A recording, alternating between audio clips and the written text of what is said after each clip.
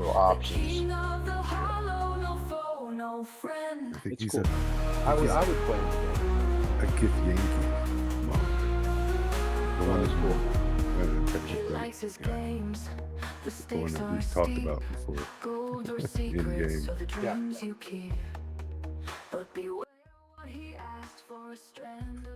How you doing, Mada? I'm good.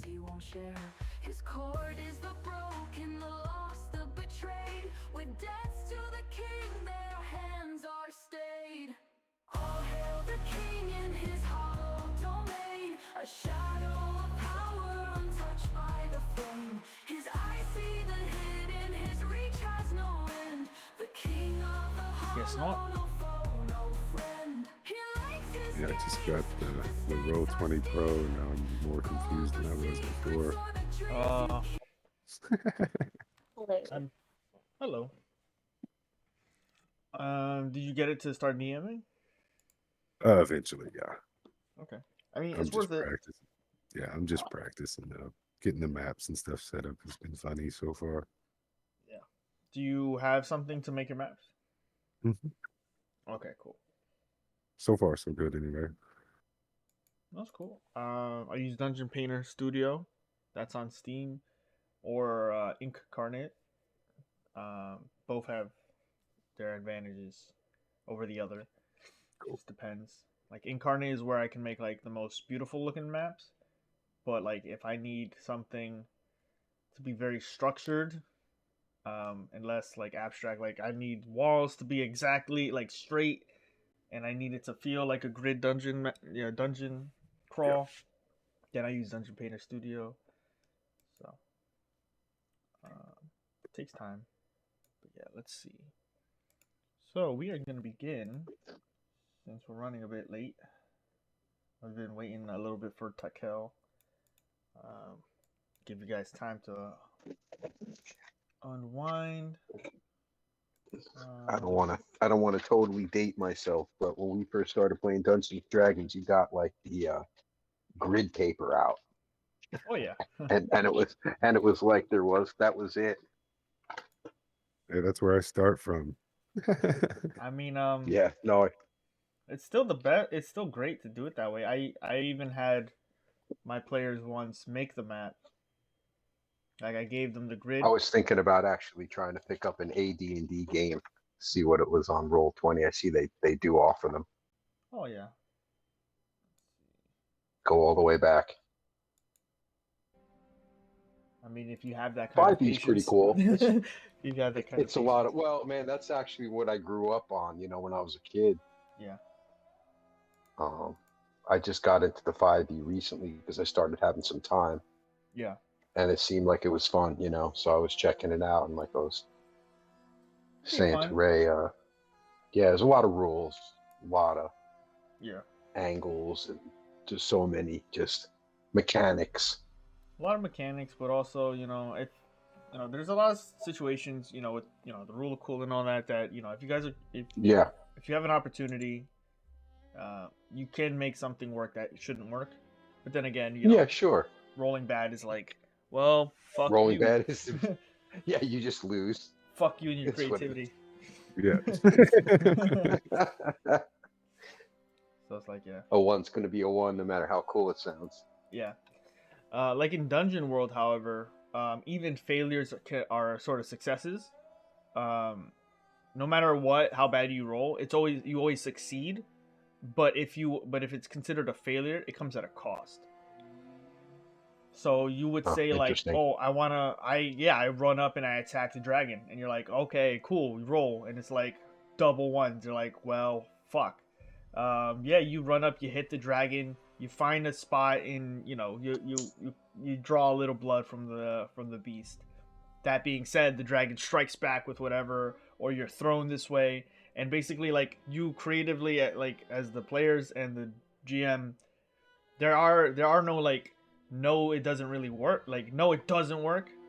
That you can still die and all that stuff. There's consequences, but it's always like, yes, you do hit, but X happens. And based on your class, you can kind of mitigate how damaging those are. Like the bards can say, oh, I take away a mortal wound from his, attempt, something like that. So there's a lot of cool things you can do. But I am ready to begin if everybody's good to go. Yeah, sure. Yes. Okay. All right. So welcome back, everyone. This is session 13 and probably our most important session. As we've been in Thieves Hollow for a very long time now. And it's time to discover the fates of everybody here. With that being said, from where we last picked off, you all were in a bit of a pickle, trapped within the mayor's estate, sort of condemned to a lifetime of imprisonment, to leave one, to escape one captor, to then be beholden to another, with no real sort of jailer to negotiate with, until of course the king of the Hollow returned to participate in the decade anniversary, their sort of Hunger Game-esque competitions, which some of you have partaken in, for good or ill. You have learned some things. One being that cheating is always possible in any of these games. The stakes are what you make of them, and the consequences can be very dangerous. So, we pick up on the last game that was played, after the King of the Hollow has joined you all, discovering that, hey, what are you doing here? You all were basically caught snooping here because there was nowhere else to hide. And a game was offered for the potential freedom of the winner, which, Kref, you have taken an opportunity to play this game. And as simple as some of the games have been, you noticed in this time period, many of the other games can be quite magically, let's just say magically awakening. Very colorful. Some almost drowning Ray in a chamber of water.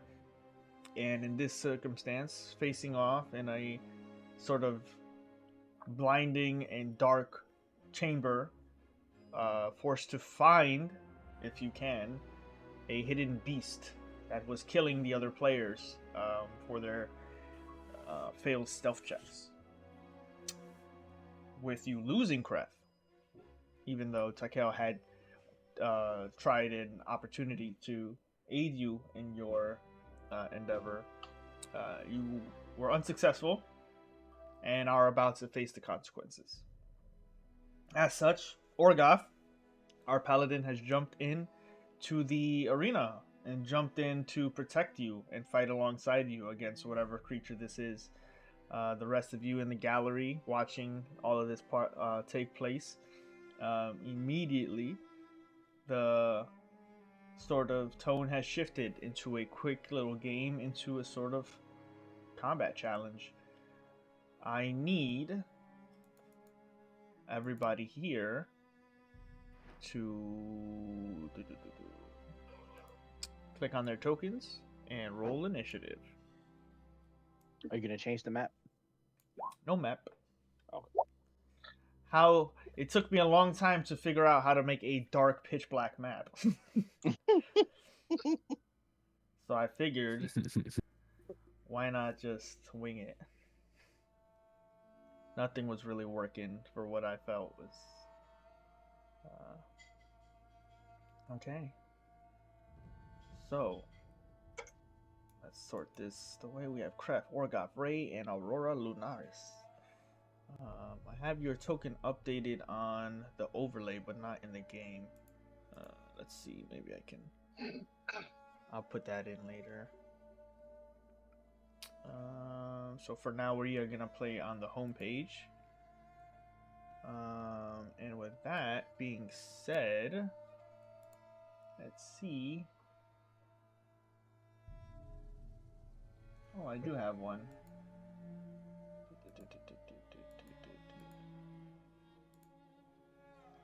Any questions before we begin?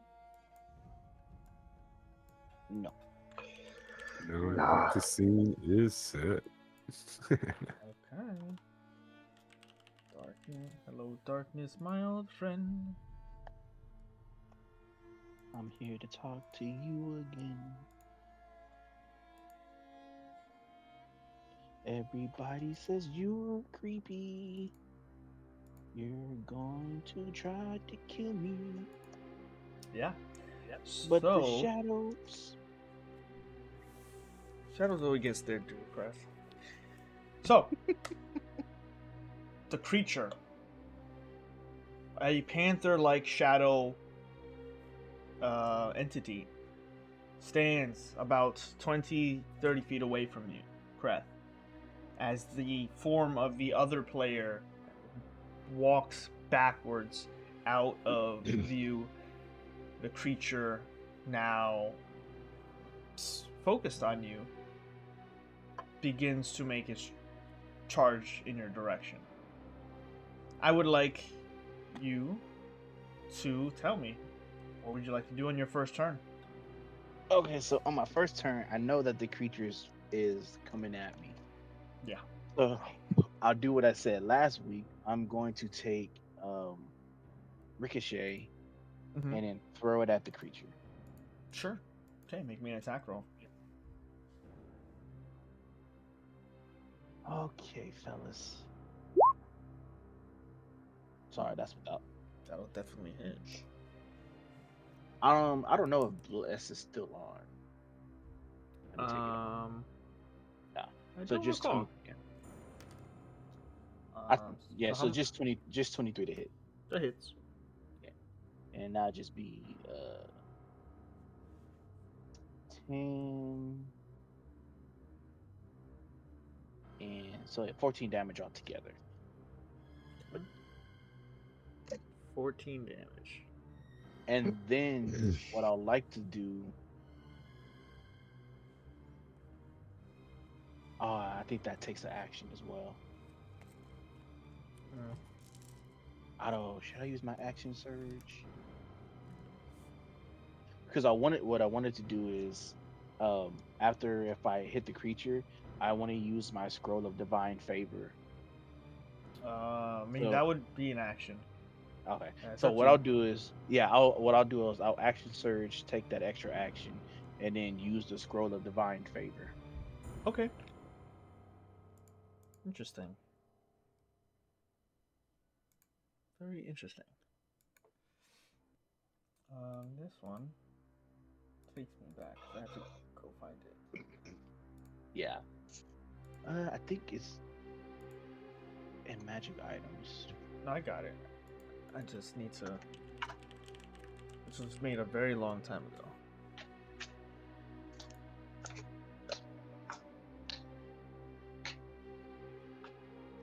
So first, until the spell ends, your weapon attacks deal an extra 1d4 radiant damage on hit. Okay. And then I also need you to roll me D100. D100, okay.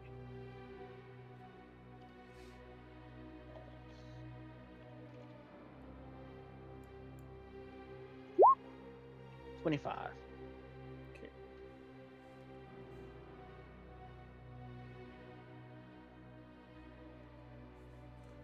Okay.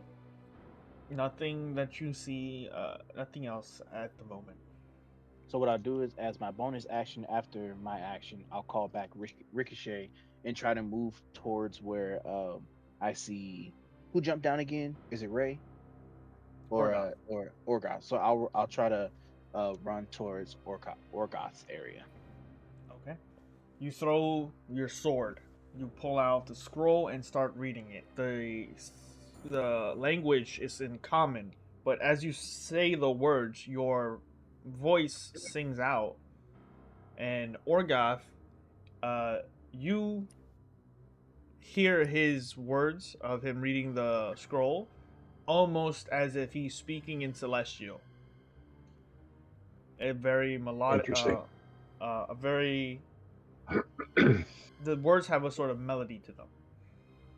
And then the scroll crumples and ignites on fire, disappearing.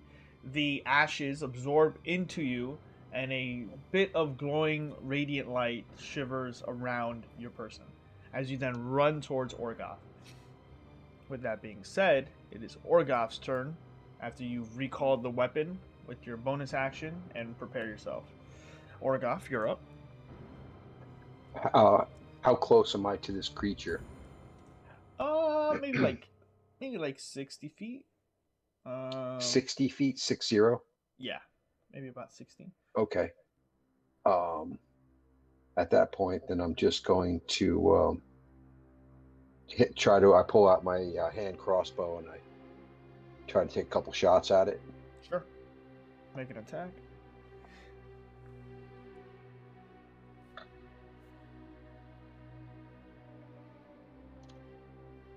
$22. That'll hit. Go ahead and roll some damage. Okay. 2. That's it. 2 damage. I mean, 2 it is. Hand crossbow plus you have a negative to your dex. Yeah. So yeah. But I mean, yeah, whatever. Take another shot. Okay. Feel free. Second shot would be 13. 13 would not hit. So you pull out the crossbow. All right, kind of. Yeah, I put the crossbow away and I just get my shield up and ready for this thing to come at me. Okay. 2 shots. 1 strikes the creature. You would notice that when the creature was struck by the sword, a piece of shadow kind of fell off and then dissipated.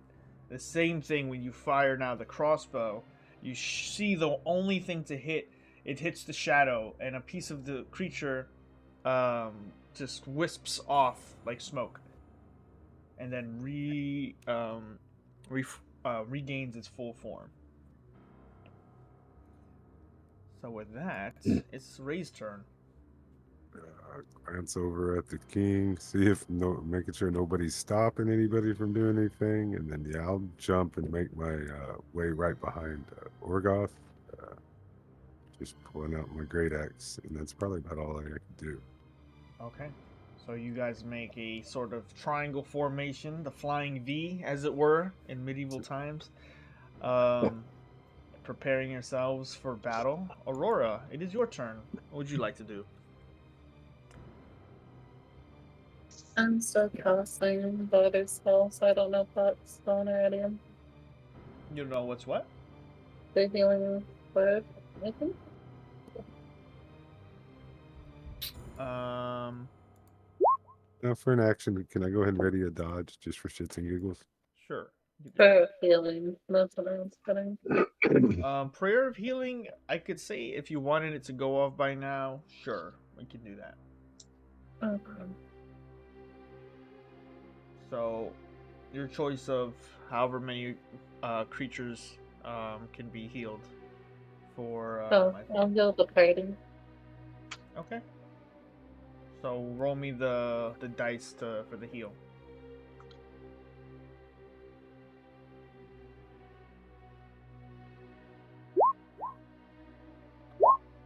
Okay. So with that, Kref, your wounds start to seal up. The wounds the creature has bestowed upon you, the slashes, the claw marks, you see the wounds close. Your skin repairs itself. You're back at full health and recovered. Then everyone else should have the excess, I think. The excess. Click the spell. Like temporary.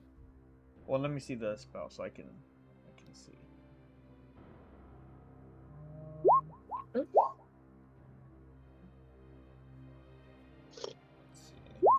Oh. So yeah, so no, you just heal 6 creatures of your choice that you can see within range, and then regain the 2d8 plus whatever your spellcasting modifier is. No temporary hit points. So that should actually be a little bit more. So that's 12 plus. What's your wisdom modifier? Like, what's your bonus?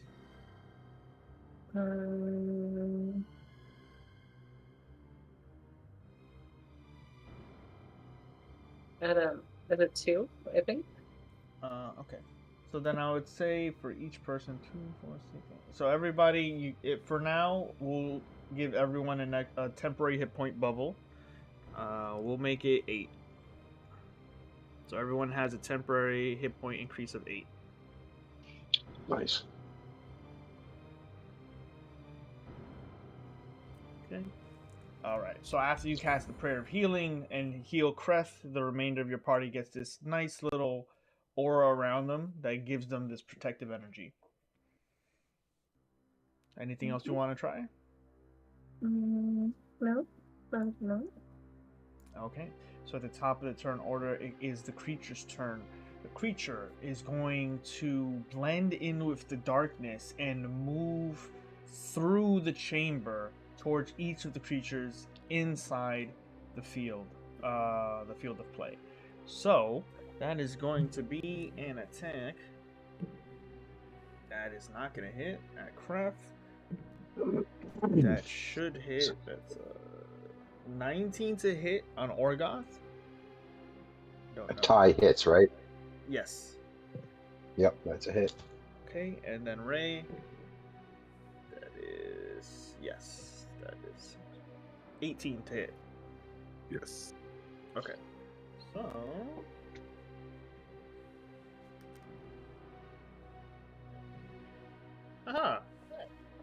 so each of you, except for Kref, as the creature jumps in, wait.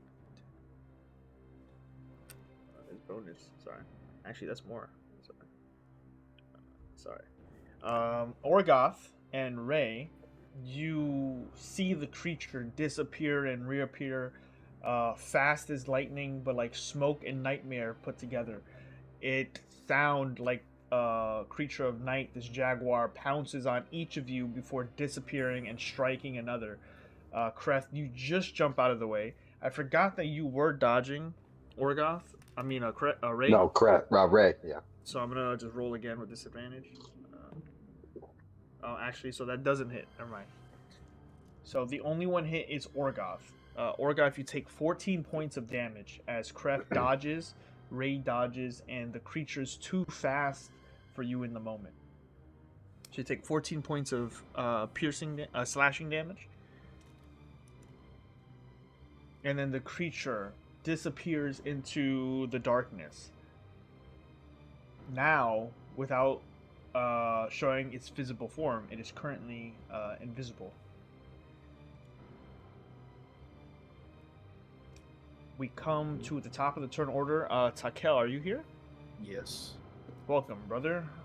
Just click your token and roll me initiative. And then we'll see where you are. Nice. How dare you get higher than me? So with that, Takel will join the combat initiative. You are acting first now. The creature, 3 of our players are in. Kreth, Orgoth, and Ray are in the field. You, Aurora, and the rest of the gallery are sort of watching in. You can jump in. You can fight from here if you wish. It's up to you. Yeah, I'll probably jump in. And I don't see this creature. It has just disappeared after it has struck attempted to strike 3 of the party, but only hit Ray. I mean, okay. Orgoth. Damn, names. It's been a week. Okay. And is it possible for me to get up to who's ever in front, like stand next to him or at least near him? Okay. I'm going to probably run up that way. And I kind of want to, where the creature last was, last we saw, can I do fairy fire? Yeah, absolutely. All right. So your spell save DC. Come on, no whammy, no whammy, no whammy. 6. Hold on. Math is hard. 16. Yeah, that passes. Okay. Sorry, he has advantage, so I didn't even roll advantage. Ooh, natural 20. So. Okay. Yeah. So. All right. Well, tried to get us to see it. No, so you Good cast the fairy fire in the location, and you can cast it in a radius. So you start trying to illuminate the darkness, and as it does, you see these faint globules of, almost like a lava lamp, where you see the bulbs, the little gooey balls going up and down. Except instead of these gooey balls, they're like shadow mist, starting to reveal parts of the area. But the creature is nowhere to be seen. Okay.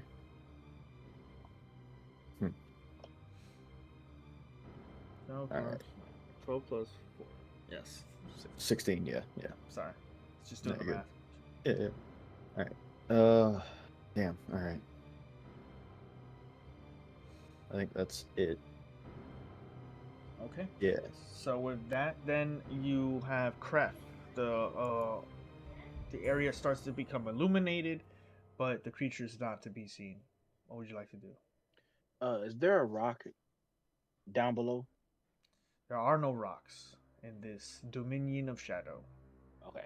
So what I'll do is I'll cast light on myself to at least try to illuminate the place. Okay. And then, because cast light is a cantrip, I'll take my action. And so I'll basically just wait until I can see the creature to strike it. Okay. And So that will be my... I'll try to roughly get closer to Orgoth. If I'm not already like 5 feet away from him, I'll just move just a little bit just to get to 5 feet range. Okay. So you do so. And then that will be my turn. Okay. As you guys get closer to each other, the light shines and tries to illuminate much of this darkness, and you basically just see a silhouette of white radius around where Kreth has cast light on himself, as you guys are basically just surrounded by the abyss. With that, Orgoth, your turn. I can't see the creature anywhere. It's up to you guys to find it if you wish. It is nowhere to be visibly seen. If I use my divine sense, would that really give me an idea or where it is, or I just know that there's something evil You can here? attempt that. All right, I try to use my divine sense to locate the creature. Okay, so what's your spellcasting It's a 60 modifier? Your spellcasting modifier is charisma, right? Yes. My spellcasting, where is it? Yeah, his spell is a paladin. Yeah. So go ahead and make a charisma check. This is your ability to focus your spell. That is a gift from your All right, we'll see how this goes. devotion. Yeah. Let's get the bad rolls out of the way. We did that last week. Orgoth is like, I'm so terrible at this. You cast Divine Sense, and you do detect good and evil. Do I get the advantage because Kreth is next to me? No. Just kidding. You can sense that this area is extremely neutral in terms of is it good or evil. There is a sense that it could be under the effects of a hallowed or sort of. It's a neutral dominion, regardless of how evil this creature may seem. It is not evil. That's fine. He just puts up his shield and he gets ready to, counterattack. Okay. So with that, it is Ray's turn as Orgoth prepares himself. He swirls his bottle around and looks over at the DM and asks how many more shots of Unbreathler I have left. You have a full bottle, I'm pretty sure. Yeah. I mean, Right. feel free. All right. Yeah, I'll give it a swig to see if I can see a little better. Okay. So for what is it, 1 hour, you have the Yeah. effects of superior dark vision. I will allow you a perception check. Cool. Thank you. Not tandem with Yes. your action. Yep. Okay. With the light spell shedding a darkness around, you notice that within the radius of the spell that Kref is under, there is a sort of very fuzzy outline of gray shadow within range of all of you. Maybe 30 feet away, within your running distance. I would take a running start and try to hit him with the great axe. Okay. Since he's still, invisible, Yep. it'll be a difficult attack. So, it's going to be a regular roll. I'm just going to increase its AC just by a little bit instead of giving you disadvantage. But don't you have Regulus? Yeah, but I probably wouldn't if I wasn't raging yet. Okay. And Okay. I would think I use my bonus action to drink the stuffy stuff. So True, that is bonus action to drink a potion or whatnot. Yeah. I drank the Umbrella to see better. Potion, wine, Gatorade. Wine. Yeah, that'll hit. Don't give me damage. 0. Don't give Make me somebody can 0. roll. Hey. Nice. Nice max damage. That's crazy. Swinging at the air. Okay. And on top of that, I do have a second attack if I can. Yeah. Okay.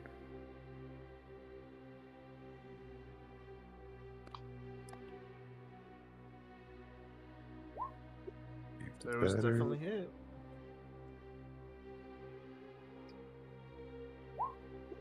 Jesus.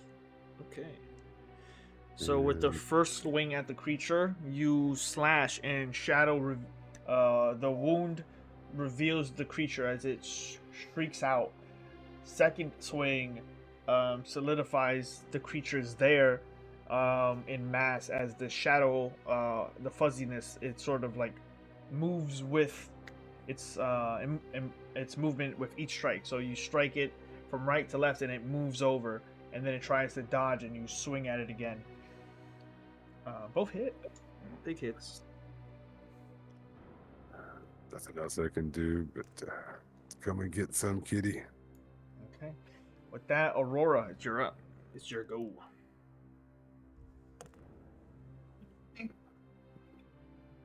I'm gonna cast Daylight. Plays the center. Ooh. Okay. Let me see the spell.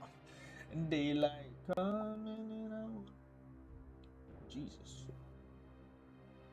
Alright. So you point your finger into the darkness. Would you like to just choose in this where the creatures or in the center of the fight? Where specifically? How big is the area? It's a big dominion here. It's up to you. Like if you want to just put it where they're fighting, and just have it be a 60-foot radius around the party. I'll do that. Okay. So do me a favor. Make a wisdom check.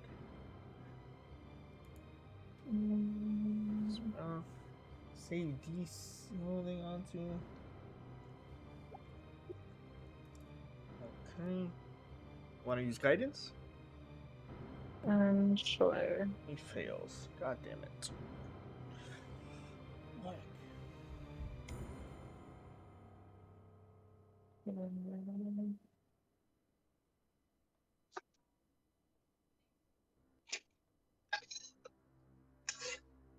Mm-hmm.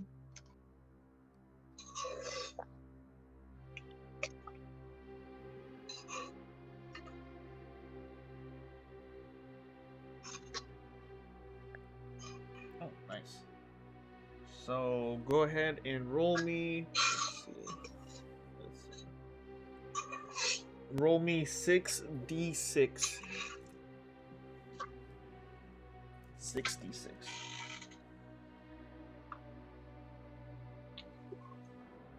Okay. You point your finger at the battle. You focus on your sort of domain of light. As a cleric, it is almost a given that you are capable of producing light cantrips and stuff like that. But daylight is a very powerful spell, and when you cast it by pointing it down, the darkness just peels back like burning paint. The creature is revealed to everyone. However, the creature itself, being that of darkness, takes a substantial amount of damage from being in contact with the daylight spell. Let's see.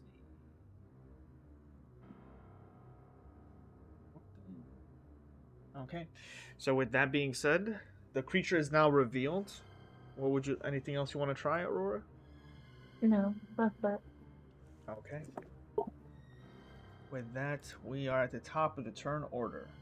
The creature revealed, struck in a few times, and now a lot of the darkness around it, the facade of it shimmering like smoke, is disappeared.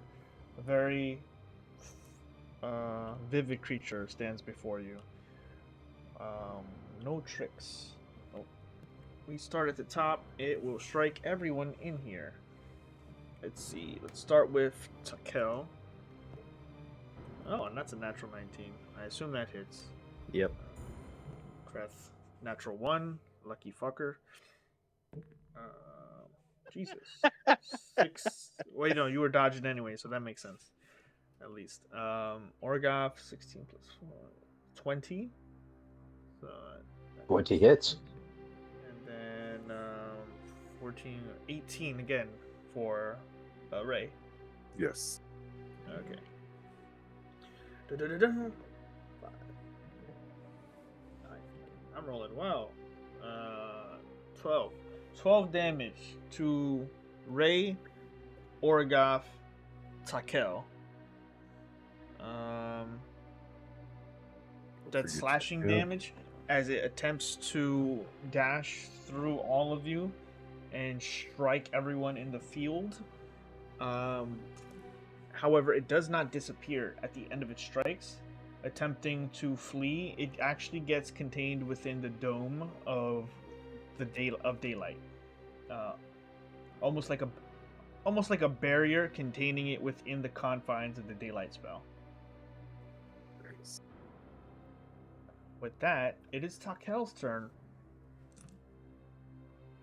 All right, you little fucker. And then I'm gonna use my lightning launcher since I think last session I said I was infiltrator on him. So. Okay. 20. Definitely hits. Also, you guys also have advantage on attacks against it while it's in the daylight. Yeah. 7, and my second attack is 17. Yeah. 22 with the advantage, yeah. And 8. Nice. So you said 7 and 8? Yeah, 7 and 8. That's 15, I think. Yeah. Okay. So with that, you fire off your lightning launcher. 1 spark, 2 sparks. The creature is looking very hurt at this point, and capable of going back into stealth. It's looking rough. Actually, I forgot. I did hit him with lightning, so an extra d6 also. Okay. Yeah, with that. 2. Yeah.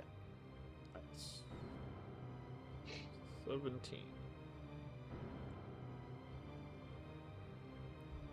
Okay. And that's it. All right. Kreth, you're up. Great. Since I have advantage, I'm going to swing on it with Ricochet. 20 to hit. 20 hits. It'll be 12, and then how much was it? Was 1d8 for radiant damage? 1d4. 1d4.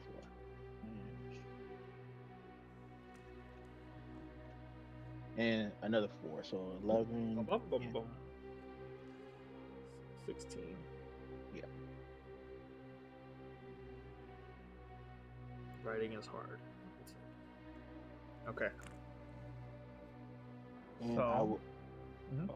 No, go I ahead. was gonna say I was gonna attack it again. Yeah, go ahead. I believe 15 will probably miss. You have advantage, no? Oh, that is Yeah, with advantage. Yeah, no, that'll miss. You swing with the first strike and hit it. That blade, now glowing with a bit of radiant energy, strikes it. Then it dodges the second hit. And that will be my turn. Okay. That being said, the creature will not like Orgoth going next. Orgoth, He's visible. Yes. Right on. So Gorgoth just basically charges right in, shield up, hammer out, and let's hope he can. Oh my God, you got to be shitting me. Well, just going to take another swing. Gorgoth is slow and dumb. 16? 16 Does will that hit? not hit. You gotta figure this out at some point, man. I don't know whose hair you left in the wrong, bar one day, but someone's got your hair in a voodoo doll. Yeah, for real. I got some bad rolls. What can I tell you? So I'm just charging. I'm straight up on him as a bonus action. Am I close to him? I guess I am. So I'm going to try to hit him with my shield. Mm-hmm. I guess you got to do a strength check or get knocked over. Yeah, let's try it. He doesn't have high strength at all, but he rolled a 19. Of course. Yeah, well, that would. Okay. I guess that kills me. I tried. You swing Tried to once, knock it over for you guys. Swing twice, then you try the shield bash. The creature does not want to be hit. The creature doesn't even want to be seen.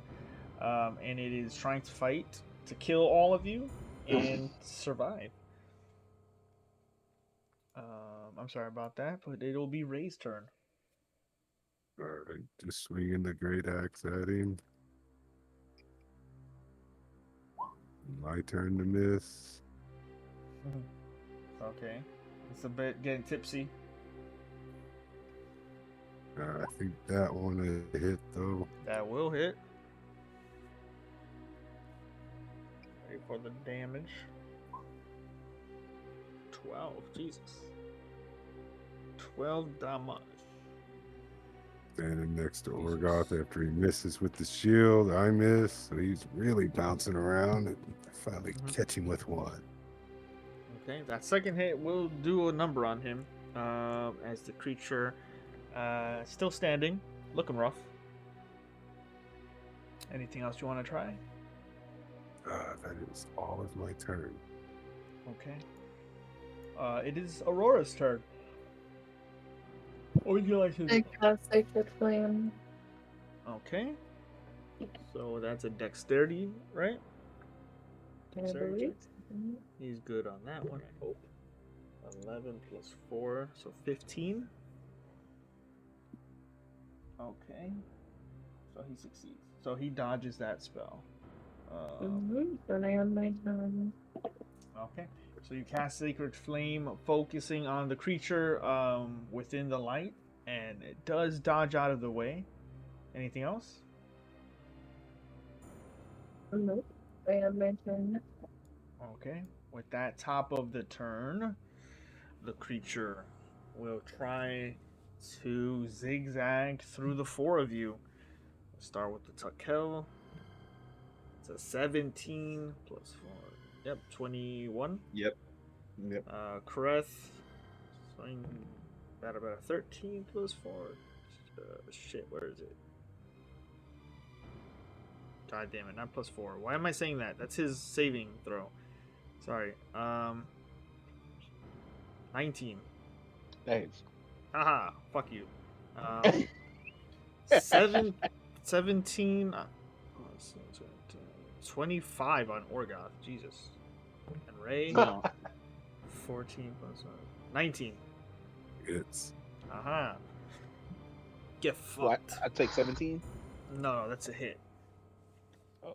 So how much damage would it do? I hope a lot. God damn it, math. Shit. Hey. That's actually more than I realized. Hold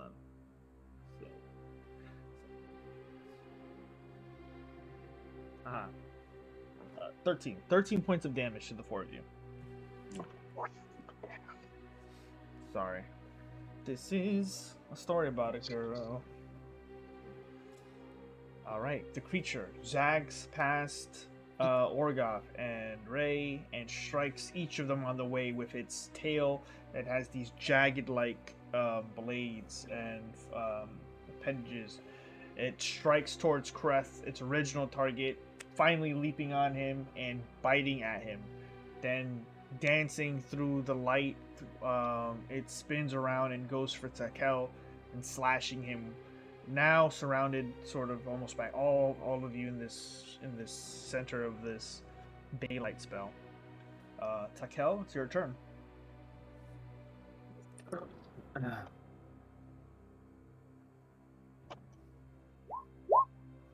Swing, bada, swing, bada. Casting magic missile. Okay. That's 1. That's 2. And Jesus. So 12. 12 damage. 12 damage as you start bleeding a bit heavily, and then pull out a favorite of Wizards Everywhere. Magic missile. Mr. Dodge this. Three of these spells power out from your arm as you focus and aim it at the creature. It tries to dodge, but Magic Missile predicts the movement following the creature at every turn, striking 3 times. Anything else? No, that'll be it. Okay. With that being said, Kreth, you're up. It's still visible, correct? Yes. All right, cool. All right, here we go. 22. So that'll be 22 to hit. 13. Max roll. 1d4. Another max hit for radiant 17. damage. Oh, Jesus. So, It's a shadow jumping around in a light spell too, or in a right? daylight spell. So yeah, the He's radiant not damage is gonna hurt. Not liking it. Not liking it. All right. So that's your first hit? Yep. Swing again. 17 to Damn, hit. nice. That's got it. 17 just misses. Dang. Damn. Alrighty. He's a fast That will boy. be my turn. He's a fast boy. Okay. All Orgoth, right. you're up. Time to charge in. Okay. See what he's. Oh, Jesus. Jesus Christ. I gotta clear my cache or something. I'm just gonna take another swing here, and it's amazing how. There we go. Is 18. Hit 19. All right, 18 hits. Advantage. Okay. Oh, I get the 19 that hits. All right. And I'm gonna use a smite. Oh, okay. So 2d8? More? So 2d8. Right, down here, right? Which one is it? One-handed? Damn, Yeah, I think you always it's end up 2d8. hitting more with your one-handed, which is hilarious. How do I roll the 2d8? If it's on your sheet as Divine Smite already, you could click that, or you can roll 2d8.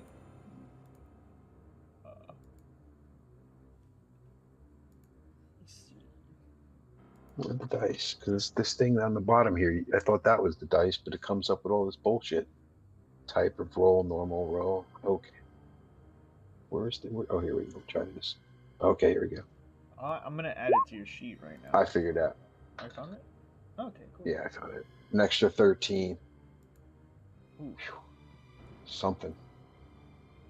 As you line the creature up and it's distracted by Cref's hit, it dodges out of one of his strikes, and then you swing at it, it dodges out of the other, and it's sort of backed up into the three of you. You raise your hammer high and focus your divine energy into this smite.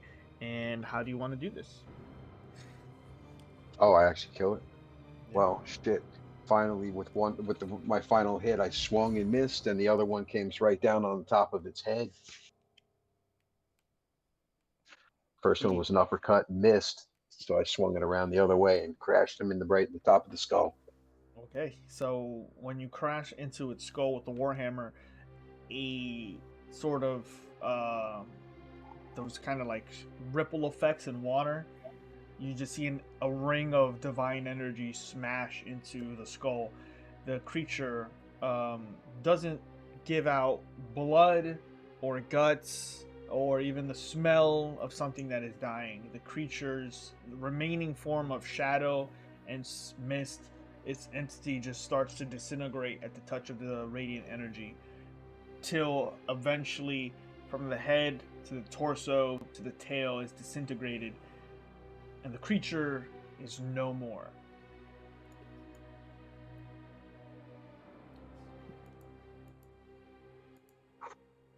Urgoth kind of collapses to his knees and is just like, Jesus. I look up to the balcony and it's like, a game and a show. Oh, thanks, you guys. I really owe you guys one. Man, I gotta say, you gotta quit playing games, Greth. You gotta quit playing games, man. If my luck wasn't so bad, I could have won that one. Look at him, I go. I was fortunate to have you guys around. Luck. He goes, I am not lucky. I am Urgoth. Mr. Meeseeks, look at me. We do what we can. I'm glad you're alive. Yeah, but we're still trapped in here.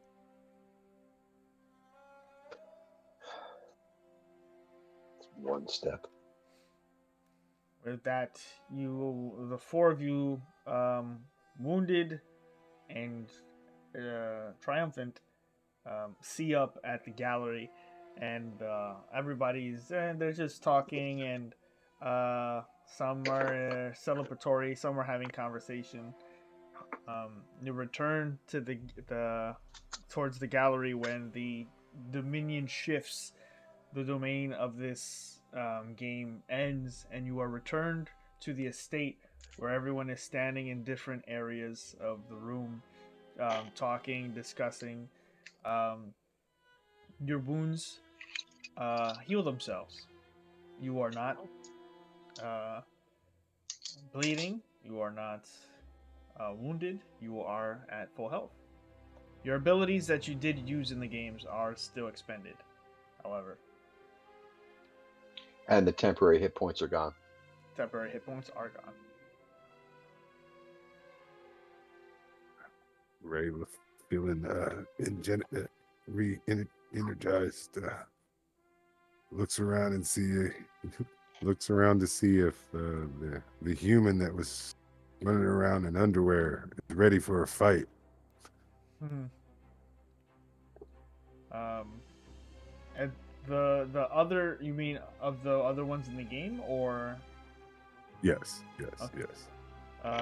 They don't seem to be looking for a fight. They don't seem to be wounded at all. The Duragar that lost sits down and starts looking for another drink to partake in, while the victor looks puzzled and is just waiting amongst all of the crowd now that has gathered. And you see the King of the Hollow, the Mayor, and Oring discussing things.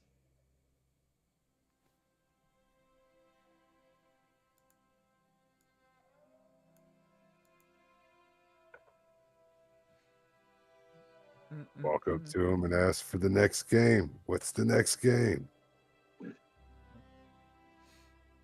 The king looks at you all and goes, Well, we are discussing the next game right now, as we must apologize. We were technically playing 2 games at once.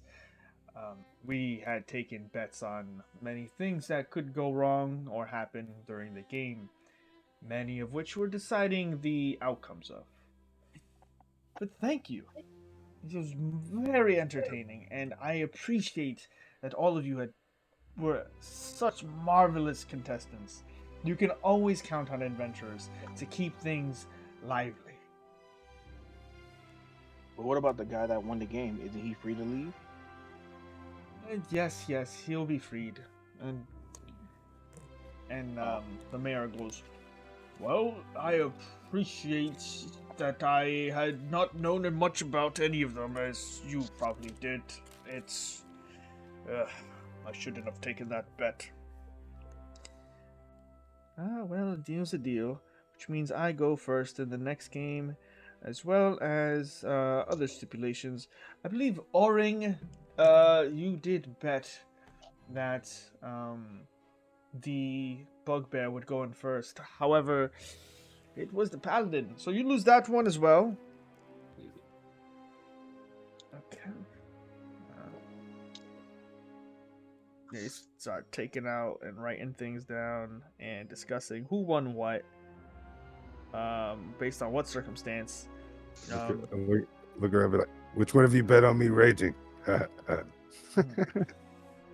No. The mayor bet that you would jump in after your friend if he should lose first. However, it was the paladin, which I was correct on. I do believe the mayor was correct and bet that any one of you would try and cheat during the games. Thank you, Takel. You bastard. So the mayor won that one. I think Oring lost all of them. Hold on. 1 second. So...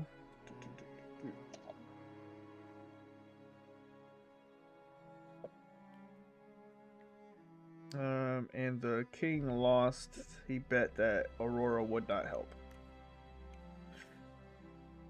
So he lost that one. Yeah, well, you came in clutch with that daylight. Yeah, like made the whole thing. Let's see. Okay. So tallies are up. Thank you all for a marvelous first game. I believe that it is time to move on to the next game. What's your name? Frederick? Roger? You are free to go. Congratulations on finding the beast. Not many have survived even long enough to, let alone make a third attempt at finding the creature. Well done. Just in case you're looking for any work, I know times have changed since you've been here. You can see me later at Shadow's Respite if you're looking for work. But congratulations, my friend, and he bows graciously. You are free to go. He kind of looks nervously at everyone around, and then he looks to the mayor. Mind if I grab some food and stuff and then the mayor just shrugs like, yeah, go. Grab whatever you want. So, I clap as he leaves. Alright.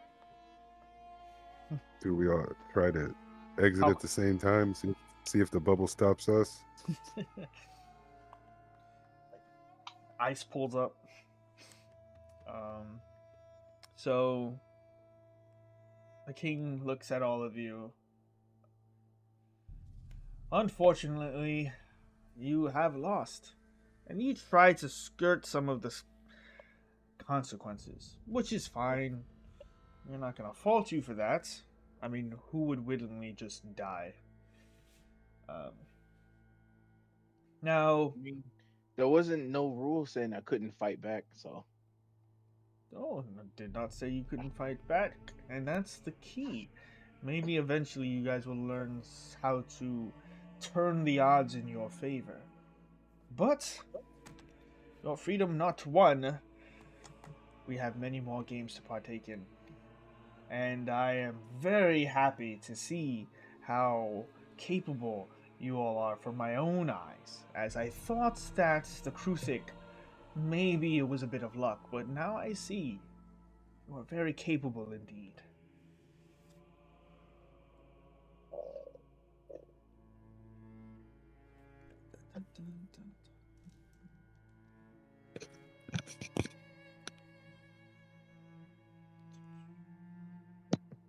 Anything you guys want to do before we move on?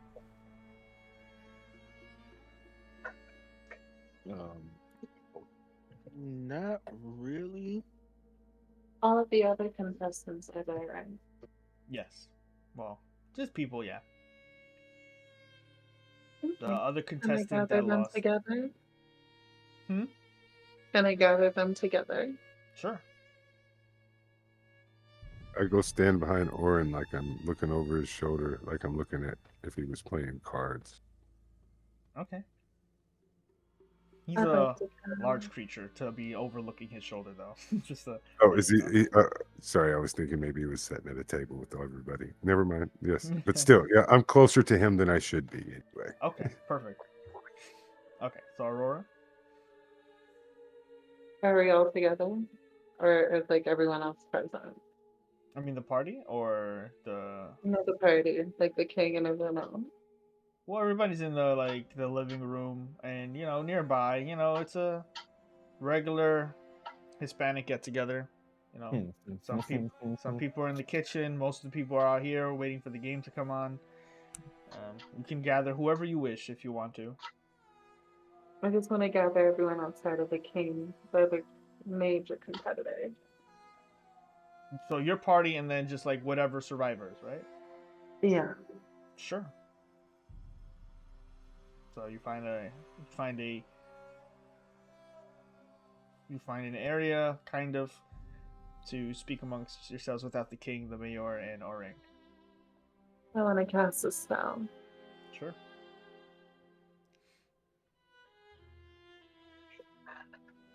Calm emotions.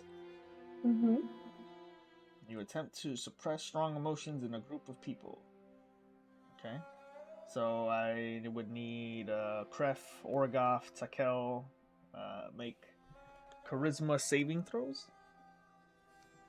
I will roll a few for the people here. All of us? Okay. I'm rolling very well, apparently. Double 18s. Holy crap. And triple 18s. What the...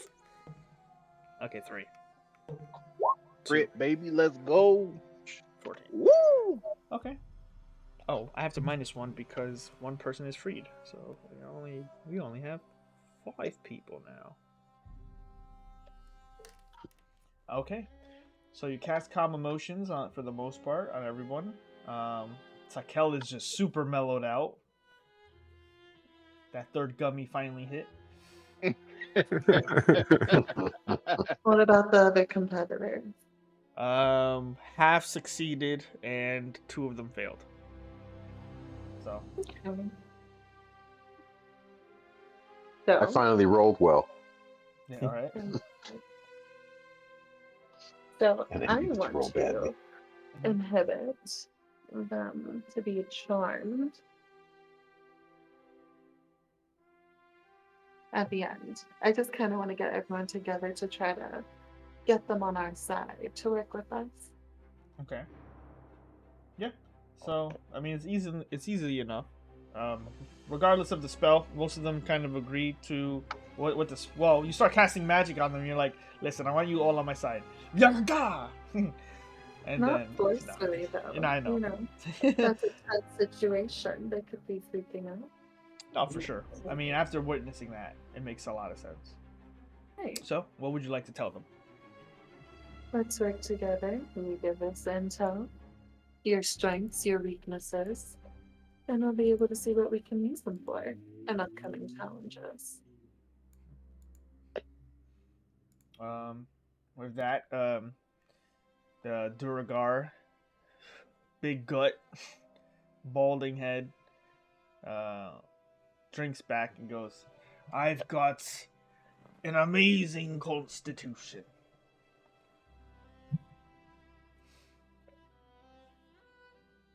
Nice. Is that all you're capable of? Oh, yeah, that's about it. I haven't said anything.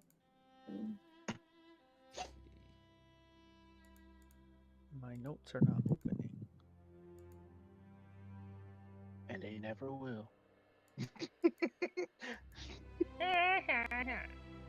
Let's see. Where is he?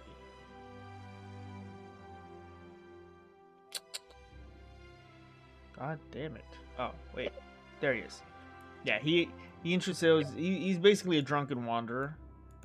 He's a Durgar. His name is Corin Blacktooth. Explains that. I'll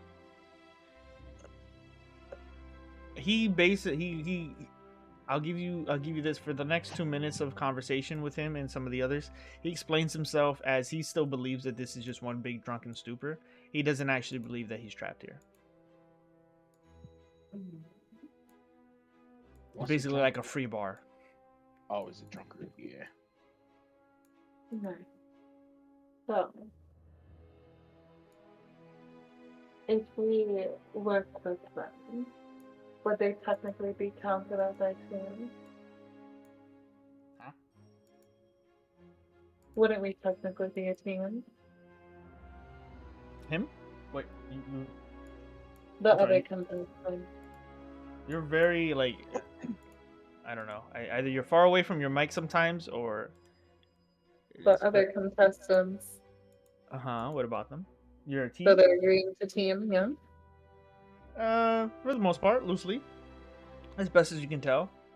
They're open to your suggestions on potentially going free. Mm.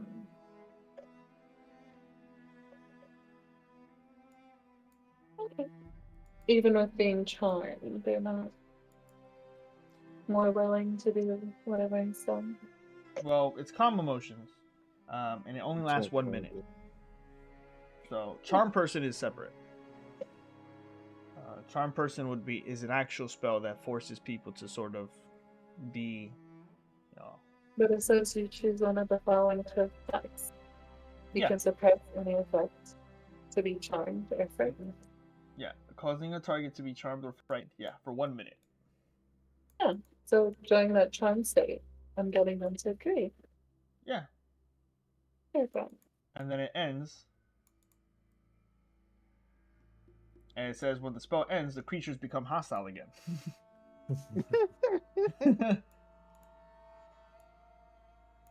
So right here, alternatively, you can make a target indifferent about creatures of your choice that are hostile towards you, or that is hostile toward. The indifference ends if the target is attacked or harmed by a spell, or if it witnesses any of its friends being harmed.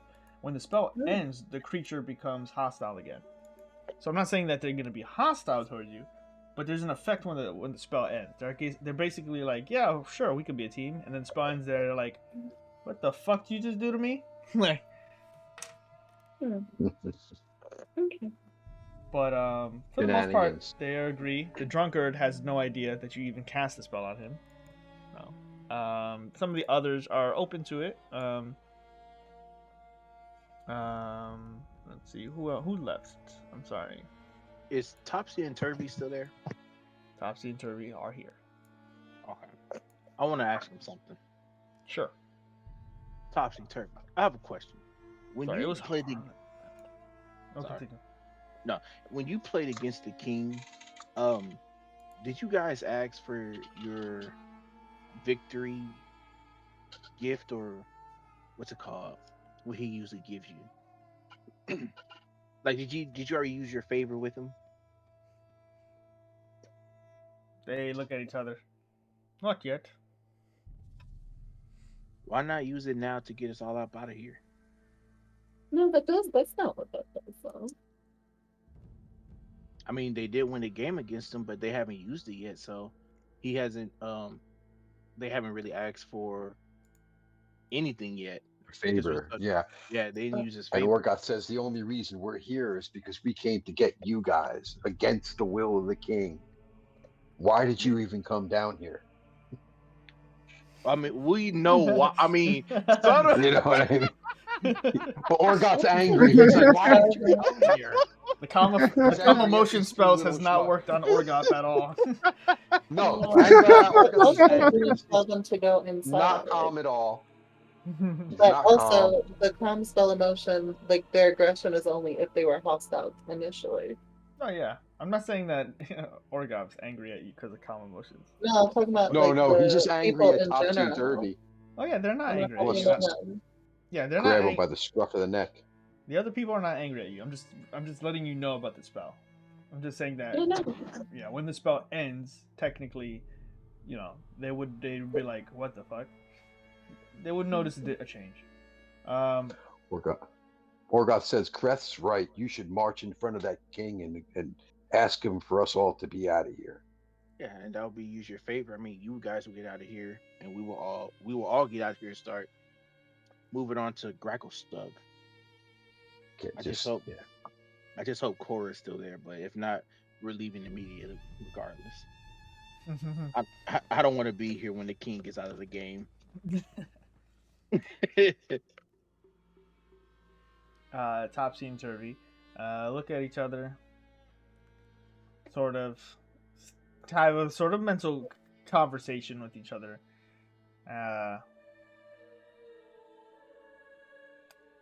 They think about it for a bit and they're like, we'll give it a try.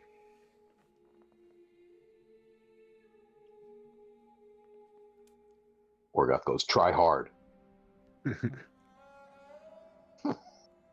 Don't just half-ass try. Give it a good go. Give it a good go.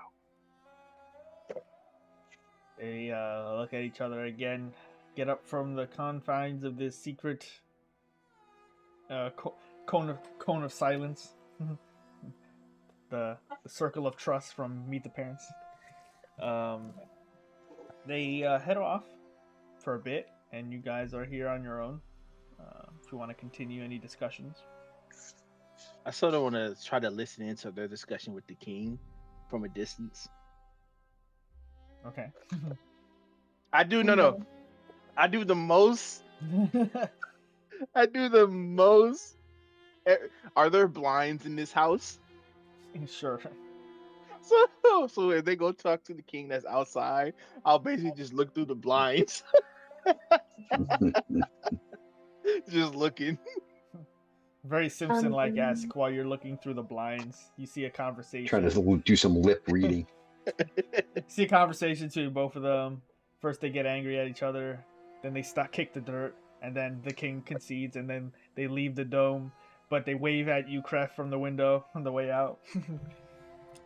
I'm going to sleep. Oh, they got out? No, I'm just kidding. I was about to say. Yes, Aurora. I'm gonna go to sleep. You're gonna go to sleep? Me gonna meditate? Oh, damn. So out of nowhere, Aurora disappears and puts her sleep mask on. 4 hours every day. With that being said, they go to talk to the king alone. Takel. Hello. You notice a new individual enter the estate. A very sort of short-looking a short-looking deep gnome. Sorry, couldn't remember what they're called. Deep gnome enters. Looks about very dapper looking with a gray like suit on, black tie, looking about and approaches the group, -1 AJ and -1 hiding Kreth, and apparently Oring, Ray keeping an eye on Oring. Hello. I saw a bit of your game, and was Wondering where you hail from. You saw the game? Oh yes, yeah. Broadcast live on twitch.tv/no. They sent it out to some of us, and we can watch any of the games from the Dominion. We all share a lot of things together. Who is we? Yeah, the collective of us, the king, the mayor, the orcs, stuff like that. So many interested parties that have ties to the games. I was wondering if you all were part of the same group, like the same traveling companionship. Yeah, you could say that. Okay, perfect. Do you guys mostly work together, or is this a first time kind of deal for you guys? It's not a first time, but it's still kind of new, I would think. We've been traveling for a few weeks. Yep. Smurfetland. So the individual looks about. He starts waving over at some of the others. You see Topsy and Turvy now finally speaking with the king and all that. Oh, okay. Well, if you're interested, I might have a bit of work coming up soon. If you're headed, staying in the Underdark any longer, could always use some new hands. We can't do any of the work as long as we're trapped here. Yeah, that can be an issue. I'm just looking for interested parties, though. If you ever find your way out of here. Do you have a way we can get out? We might be willing to help, depending. Oh, I mean, if you're willing to help, there's always work. So, as long as you're interested. Depends on the work, but if you can get us out, we can definitely talk about it. Oh, I can't get you out of here. But I mean, there's definitely people around here that could help you with that. I mean, have you found any support or anything like that? Anybody owe you any favors? No, nobody owes me a favor. Okay, sure about that? Well, the king owes Topsy and Turvy a favor. Sakel, make a perception check.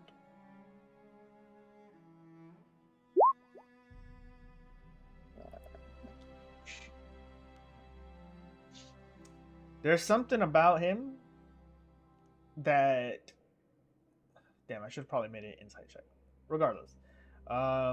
There's something about him. He looks very well off. The clothes are very nice. But there's something about him that says that he knows more about you than he's probably giving off. Should have made an insight check. But regardless, we'll leave it at that. I'm gonna just look at him, kind of squint my eyes and just look down at him. What do you know? Oh, I know that you're owed a favor or two. You've definitely made a good impression at one point or another on some interested parties. Really? And I'm just here to make sure that you all would be interested in work. If you were ever to be outside the confines of this imprisonment. Can we cash in these favors to get us out? Oh, I'm sure you could. If you were open to future employment. Whenever that may be. I'm open to future employment, whatever it may be, but I'm not sure about the rest of the party. I can talk to them about it. Well, do so. Get back to me. I'm going to go mingle with some of the others. Very well.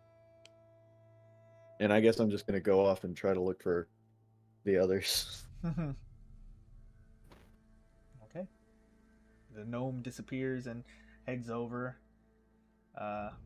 Eventually, you guys are once again with each other.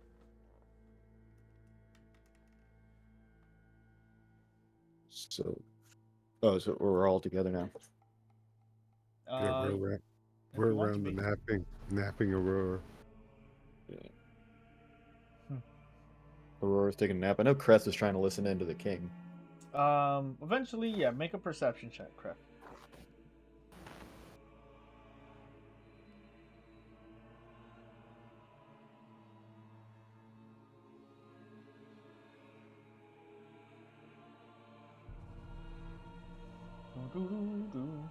Crest? Crest maker. Crest. He's role playing. Alright, we'll leave him there. No, I'm here. You hear me? No, role playing. Continue. What's up? No, somebody called my name. Yes. Yeah, roll perception check. Oh, I'm sorry. I'm sorry. Good. That's exactly what I deserve. Yes.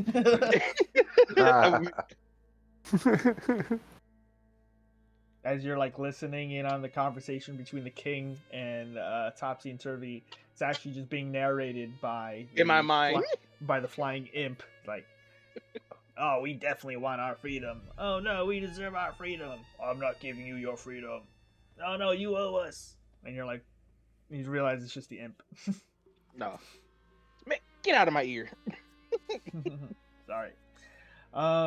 With that, you join the group with Takel. So, good of you to join us. So that little deep gnome over there is offering us work if we can get out of here. But he also reminded me that we were in good favor with others, and they owe us favors. That we could probably cash in to get out.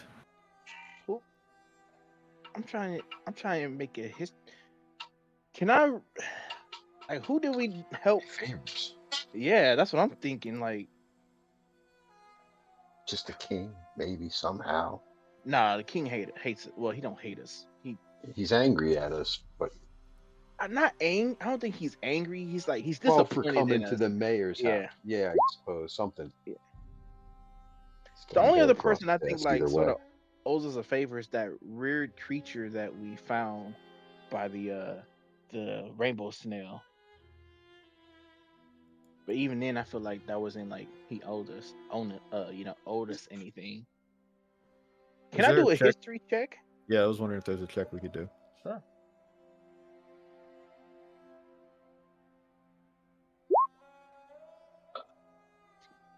Damn. Not to your knowledge.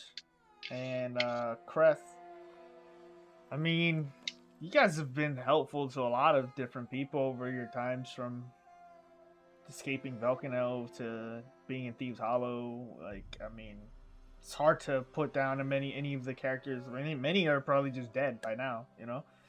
So it's like, it's hard to tell, regardless, who it could be that they're referring to.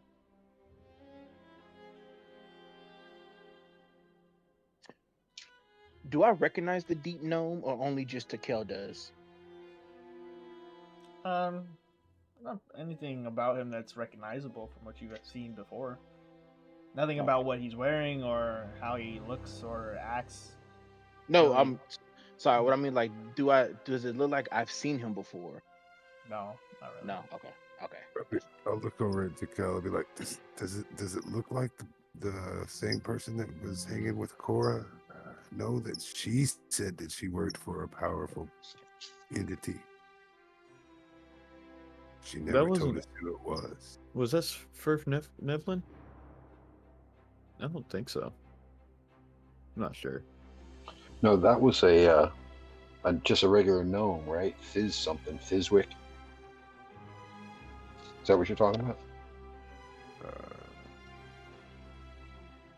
No. Aurora's friend? I was thinking of Cora, our boat person. Oh, at least Aurora. She said she worked for somebody. that we didn't want to be on the bad side of. I didn't think we had yet. I don't think we ever known what that was. I thought that called. was the king. Yeah, fair enough.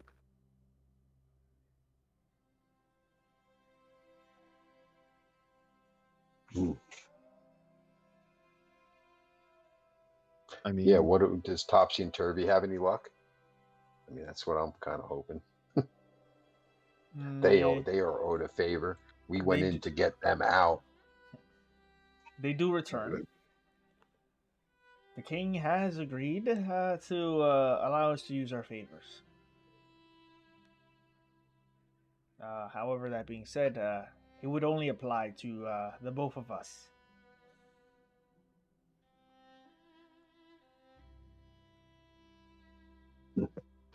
See you on the other side, guys. hang on. Can you get a message out if Cora, Eldeth, are still around? Definitely to maybe some others, possibly the dealer. That I think it was that lady. It was a dwarf that was the that me and Orgoth met. That I gave the Kruthik exoskeleton to, right? Yeah. Yeah, her and whoever else you think would probably need to know about us. That we are stuck in here, and if they could help, it would be really nice. I mean, we can do that for you, certainly, but how do we get back in? Don't have to get back in. If somebody can get us out, then they can probably get in to get us out. I mean, if that's what you guys want, that's what we can do. If that's what everyone else thinks is good. Yeah. Anyone else has any other ideas? No, that sounds like a plan. I want Topsy and Turvy to get out free. We got 2 out. 2 less people to worry about. Are you guys sure about this? You don't want us to wait on you or nothing? Nah. You've been in here long enough, Topsy and Turvy. And most of it's not even your fault. As I side eye Aurora. She's asleep. She's sleeping. Oh, yeah. She's snoring. No, I'm just kidding. I didn't even tell them to go inside. I told them to stay outside, so that is their fault. She says in the middle of snoring. Their fault, not my fault. Their fault. With that, if you so wish it, Topsy and Turvy would be like, well, thank you for coming in for us. We appreciate we appreciate what you did and your intention, and it will not go unnoticed. We will go and send word as best we can to those who already know of you. Stretch out my hand to Topsy and Turvy to shake both their hands because they're smaller. I was like, never leave a friend behind. They, for the first time, give you a good smile of friends have definitely been earned this day. So Topsy and Turvy do make their way and eventually outside the estate and past the barrier and back into Thieves Hollow.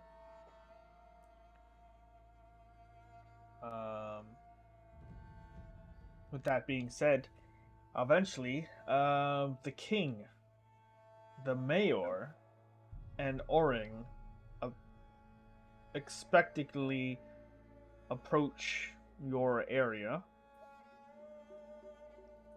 and with this newfound figure, they look interested at just looking at you, but the deep gnome goes, well, like I said, they are open to employment. I assume, correct? Honestly, I We think don't- that's like I was like, we don't have- Go ahead, Ray. As long as the imp ain't the one ruling this, I'm good.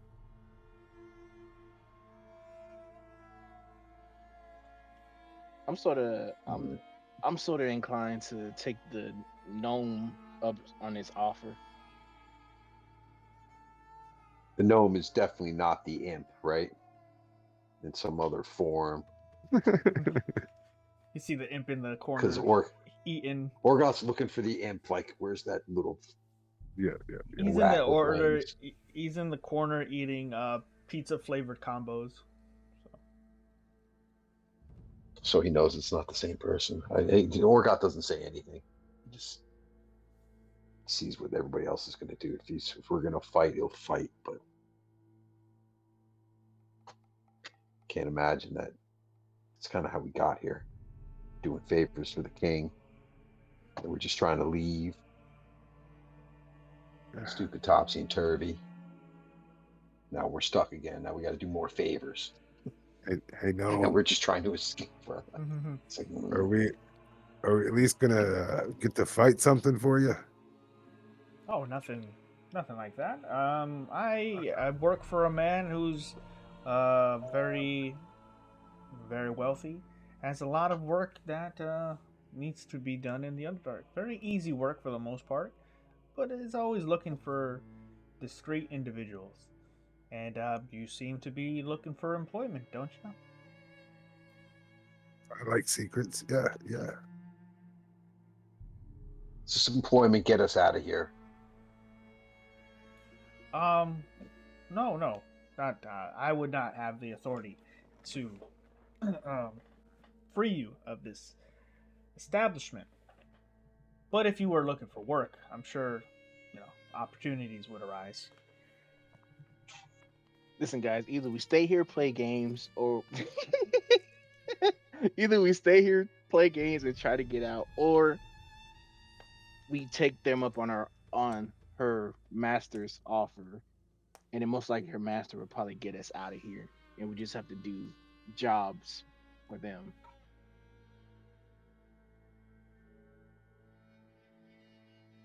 What do you guys want to do? I mean, whatever it takes.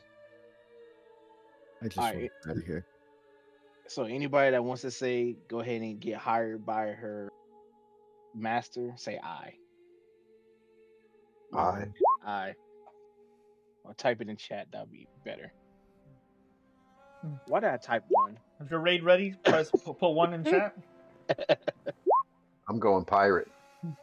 Aye. Aye. How are you feeling, Aurora? As you she sleep. Well, yeah, true. Yeah. All right. So I guess that. Well, see, there you have it. Look, willing to work individuals, all of them. Well, anyway, how much? The king looks at all of you and then looks at the gnome. Letter of recommendation, king. 10,000 gold. That's crazy. 2,000 per adventurer. The king stands firm. All right, fine. 10,000 it is. They start discussing things very quietly for a moment, and the king goes, huh? And I assure you, no, that's fine with me. If it's fine with all of you, I'm not splitting it with any of you. No, you can keep that. He's not talking to you. Oh. Talking to the others. Okay, I'll split it on those on those conditions. I will split the fees. No, of course. Why wouldn't?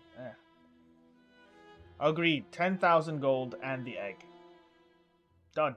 And the deep gnome shakes hands with the King of the Hollow. Well, it looks like you have a very rich benefactor. But, you are all free to go. Thank you for joining in our games. Thank you for shoving your noses in places they weren't wanted. In other cases, I do wish you the best. In some cases, I hope you trip on your face. Now, thank you for spending your time in Thieves Hollow. You're always welcome back anytime. But the same rules apply. I piggyback Aurora onto my back while we leave. Oh. Okay.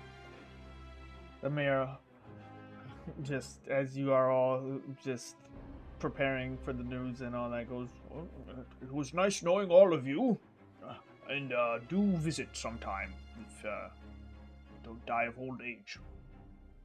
I hope you beat the king this time. And finally, Are paladins allowed to give the finger at all? No. Sure, yeah. Yeah. He's With just the like, rolls, he scratches with his the rolls. eyebrow. He does one of those scratch the eyebrow with the middle finger thing while he's like leaving you. Boom, Oathbreaker. Good, nice to meet you too. Scratch, scratch. Just boom, Oathbreaker. Boom. Channel divinity gone. Yeah. Just now. He's the oath of vengeance though, so he's a little angry. No, it's allowed. It's been real. It's been fun. I can't say it's been real fun. And the gnome goes, well, would you look at that? It seems like you're all free for employment. If you ever need anything, I recommend you head towards greener pastures, or something just a little bit with more opportunity in it than a criminal respite in the Underdark.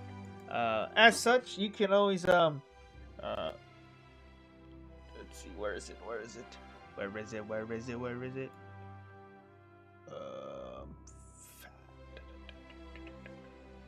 Okay. He gives you out a little piece of paper.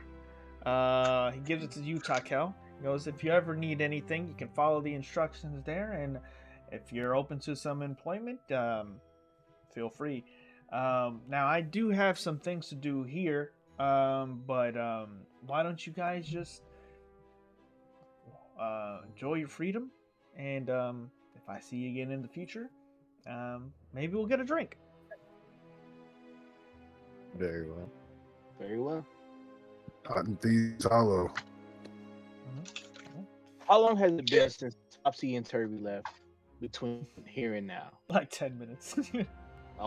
They're like, yeah, they're trapped in there, and they're forced to play these games of, and then this creature was attacking them. Just walking through the doors. I need a fucking drink. No, we gotta go. I don't want to be here. You all decide to leave the mayor estate? Yes, please. Okay. So with Aurora on back of Kreth and Oriath and all of you, you take your step just outside the barrier. You see one of the other figures in the window watching you leave. Just puts a little heart on the fog. On the fog window. Good luck and good riddance. Mm-hmm. Let's not ever come back here, guys. Run! Exactly. I like to head to the dock to see if Cora is still there. She's probably not, but you catch her. I don't know how long we've been. Oh. Just going, yeah, they're trapped right now, and we really need to rally the people. Let's get the fuck out. I don't know if we're ever gonna see them again. And we just walk in. What's up, guys? No, we just walk in. I'm just like, let's get the fuck out of here. Agreed. Well, sirs, you're right. I've been waiting here a week. What do you mean they disappeared? They're right there. No. The story that they're telling, they are correct. Let's just grab our things. Let's go. Cora, please get the ship ready in like 5 minutes. You want to leave now? Oh, after been waiting 2 days for you, hoping you didn't, find yourselves lost or extorted or something. Wait, you said 2 days? Well, the first 2 days. And then I decided to wait a bit longer, realizing you probably would have let me know, or you're probably just dead. So then I took on a couple of other odd jobs until then, just to give you some time. And then I just figured you were dead. So? But you're ready to leave now. Please. Can we please? Can we please? I'm getting. Let me just go to my room, go get my stuff, and then we can just get up out of here. Do we have enough? Morgoth's already got his stuff. He had his stuff when he was at the house because he was already ready to leave. He's like, come back, please. I just go upstairs, get whatever belongings I have have, and then just get some dried meat from the tavern and get ready to go. More basically, just get rations. Okay. I'm getting Fizzwick. Okay. Fizzwick eventually can be found. Oh hey, I thought you left. Where have you been? Long story. Yeah, about a week. So it's been a week about since I saw you. I mean, you did say that we would be going off together, and then you left. And I figured, you know what, that always happens to poor old Fizzwick. You know, sometimes you do a good deed, and sometimes you just left, waiting in the cold, listening to Nickelback. Well, we're ready to go now. That again? I said we're ready to go. Are you? I was ready a week ago. But I could be. Where are we headed again? I mean, it's been a while. What happened? Ended up in the mayor's estate. Typical weekend. Typical? Hold on.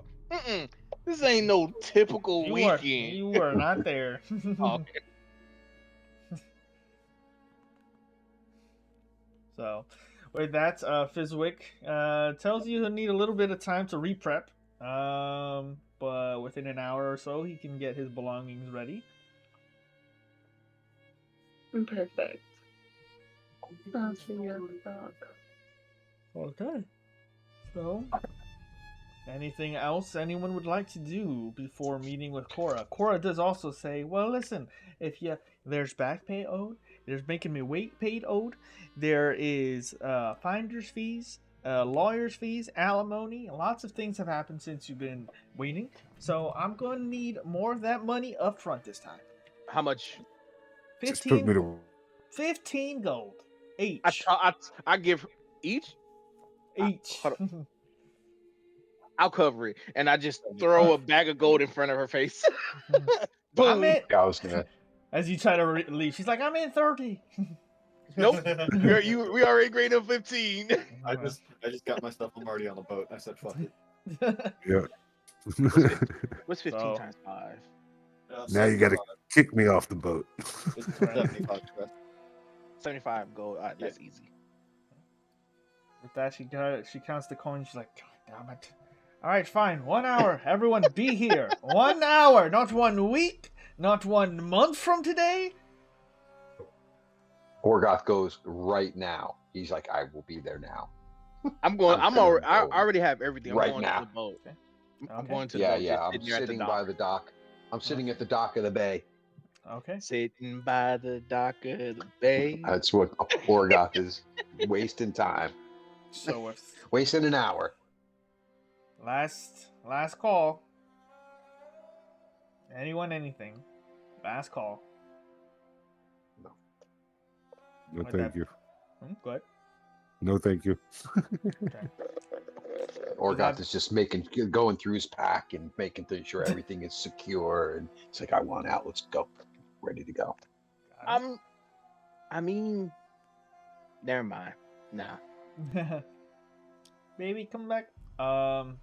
With that being said, all of you set sail off in a little buoy down Thieves Hollow, a place that you were very happy to see at one point and are very glad to see in your rear view mirror. As you start to flow through that the waterway, you see the illusion for the first time. A very big reminder that you have been in a still relatively safe place within the Underdark.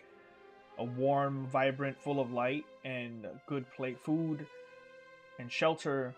For the first time in a while, the cold starts to hit you as you fade through the illusionary wall.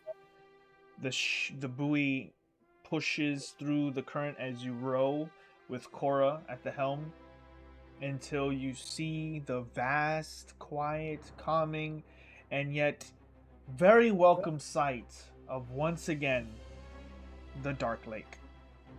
And with that being said, we are going to take our break. Thank you, cool. Mada. Yeah, for sure. Congratulations, everybody, on making it through Thieves Hollow alive.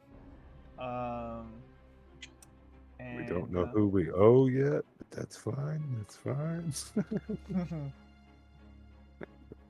I don't know. Maybe we're not going to worry about that now. Making deals. Worry about that later. Yeah. With that, I'm trying to. All right, I'll be right back, guys. Yes, I'm trying to put some music on See for you in a bit. everything. I'll see you guys in a little bit. So put some music on for the stream. Shadows whispered in the dark, chains that bound the weary heart. In the depths where no light strays, madness danced in twisted plays.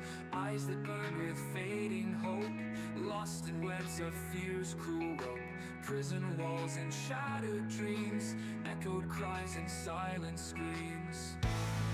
Through the chaos, through the pain, a flicker sparked the breaking chains. Freedom calls a distant light, guiding us through endless night. We search for home, we search for grace, for the sun's warm touch, for a brighter place.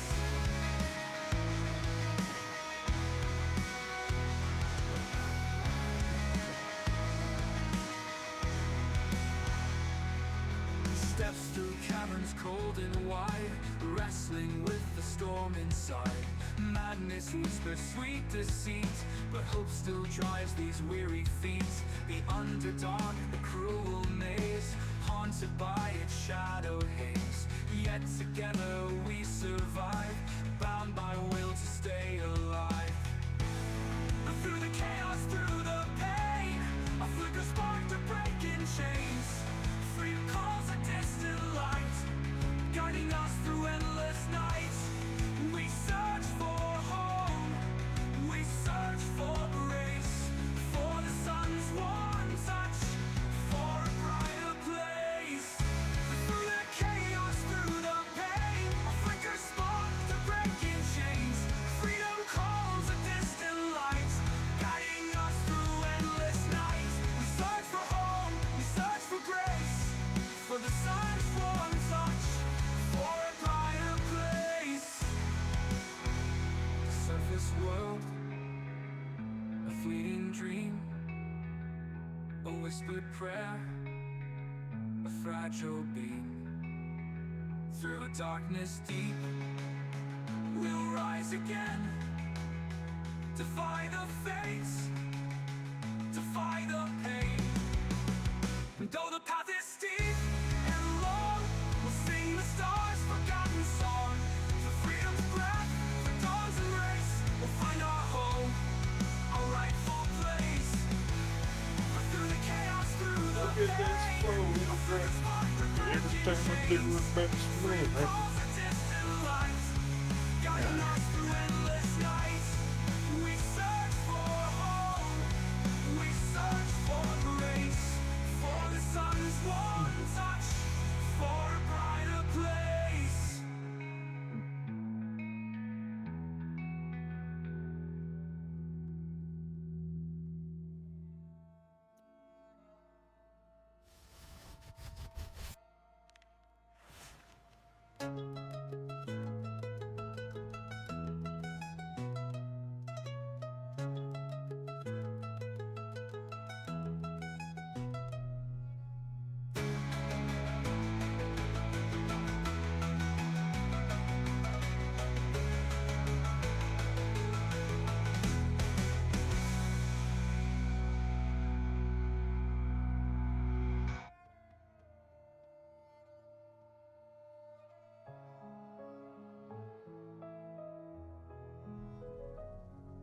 Shadows whispered in the dark, chains that bound the weary heart.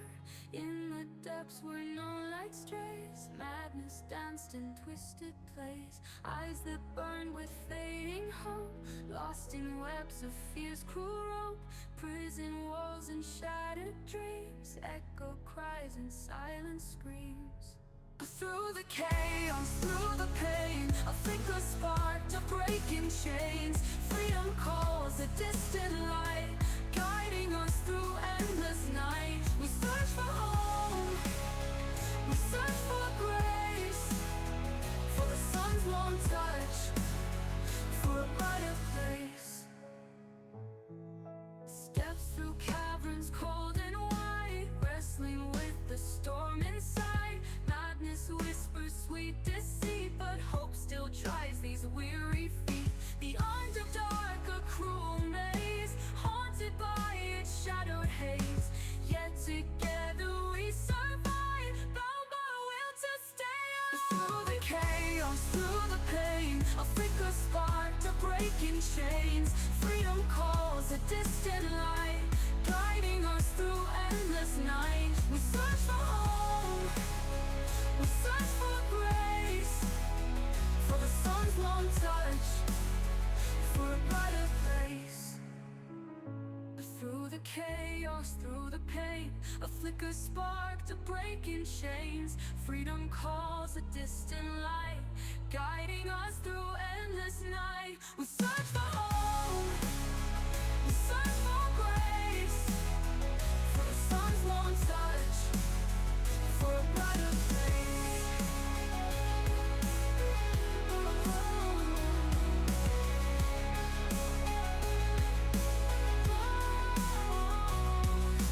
Surface world, a fleeting dream, a whispered prayer, a fragile beam. Through darkness deep we'll rise again, defy the fates, defy the pain.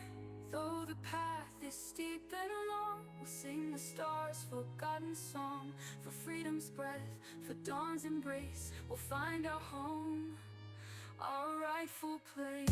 But through the chaos, through the pain, a flicker spark to breaking chains. Freedom calls a distant light, guiding us through endless night. We search for home, we search for grace, for the sun's warm touch, for a brighter place.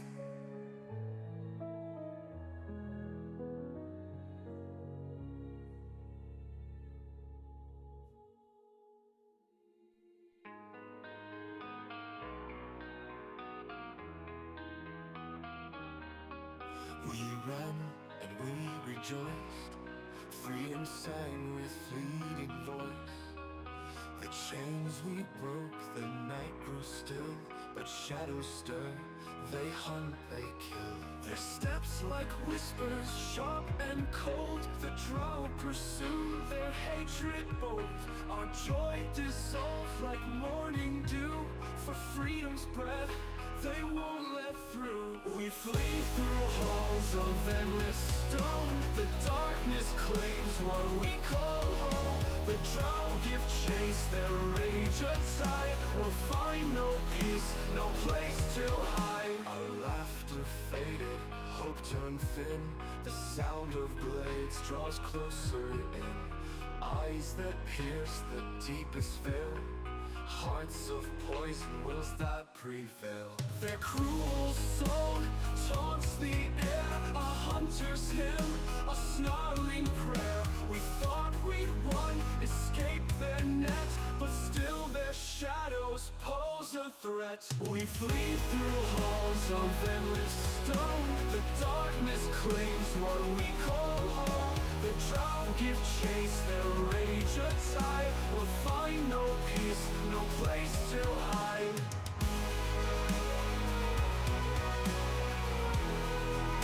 No place to hide.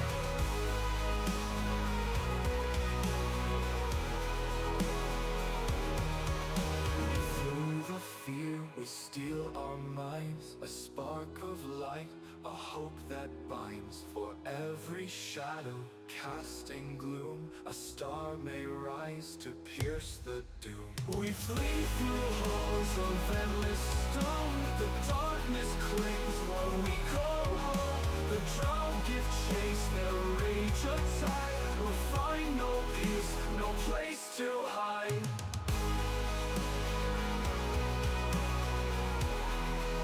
No place to hide.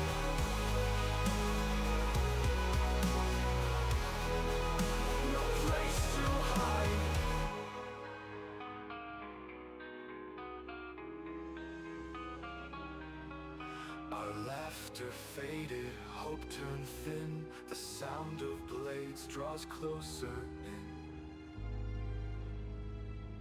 Eyes that pierce the deepest veil. Hide. No place to hide. We flee through halls of endless stone. The darkness claims what we call home. The drown give chase, their rage a tide. We'll find no peace, no place to hide. Yet through the fear we steal our rise. A spark of light, a hope that binds. For every shadow cast in gloom, a star may rise to pierce the doom.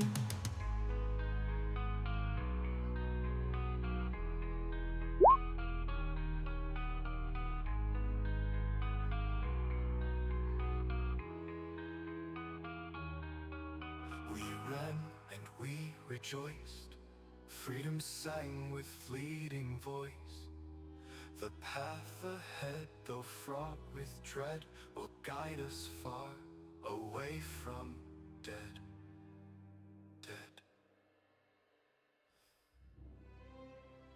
We ran and we rejoiced. Freedom sang with fleeting voice. The chains we broke, the night grew still. But shadows stir, they hunt, they kill. Their steps like whispers, sharp and cold. The drow pursue, their hatred bold. Our joy dissolved like morning dew. For freedom's breath they won't let through. We flee through halls of endless stone. The darkness claims what we call home. The drow give chase, their rage a tide. We'll find no peace, no place to hide.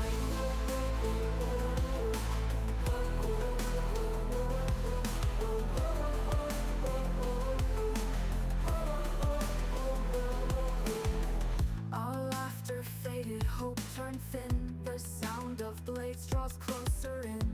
Eyes that pierce the deepest veil, hearts of poison wills that prevail. Their cruel song taunts the air, a hunter's hymn, a snarling prayer. We thought we'd won, escape their net, but still their shadows pose a threat.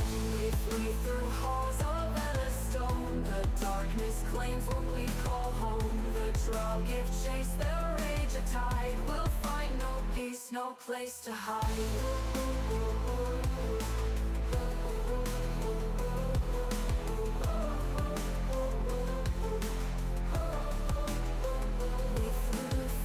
We steal our minds, a spark of light, a hope that binds. For every shadow casting gloom, a star may rise to pierce the doom.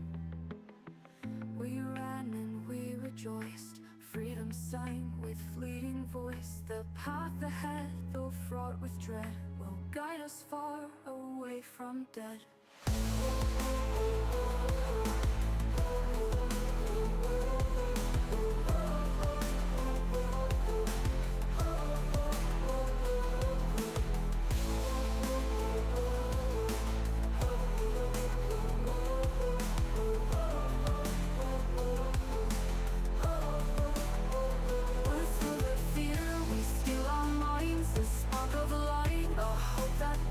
For every shadow casting gloom, a star may rise to pierce the doom.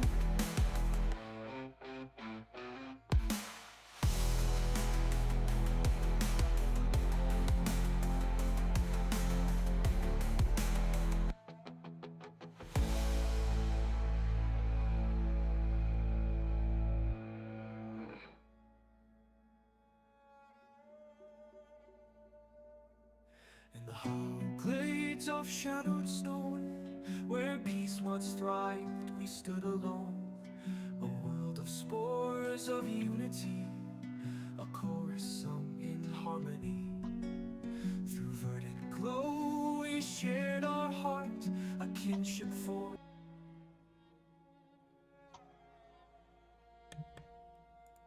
Hello, hello, hello. Maybe I'm back. Yay, there it is. Look at this photograph. Every time I do it makes me roll with disadvantage. What the hell was on Kret's head? Oh man. So, everybody good? Everybody happy? Some more row your boat. Well, as much as Orgoth wanted to get off the boat when we got here, is as much as he wanted to get back on the boat to leave. It's amazing. right? Can't wait to get off this boat. Now I can't wait to get back on the boat. I'm like, I don't know what's going on. I'm just saying, man. Some of my best friends are boats. Let's see. So as we return, you all are now making your way off the buoy onto Cora's boat. It has been restocked, full of new sort of containers and crates. Some things, she explains, are from Glimmer Deep, sort of samples of the kind of crystals that have been gathered from there, barrels of oil, different kind of gemstones, along with requests for certain kinds of things that she's going to need to bring back. With that being said, you are all once again here.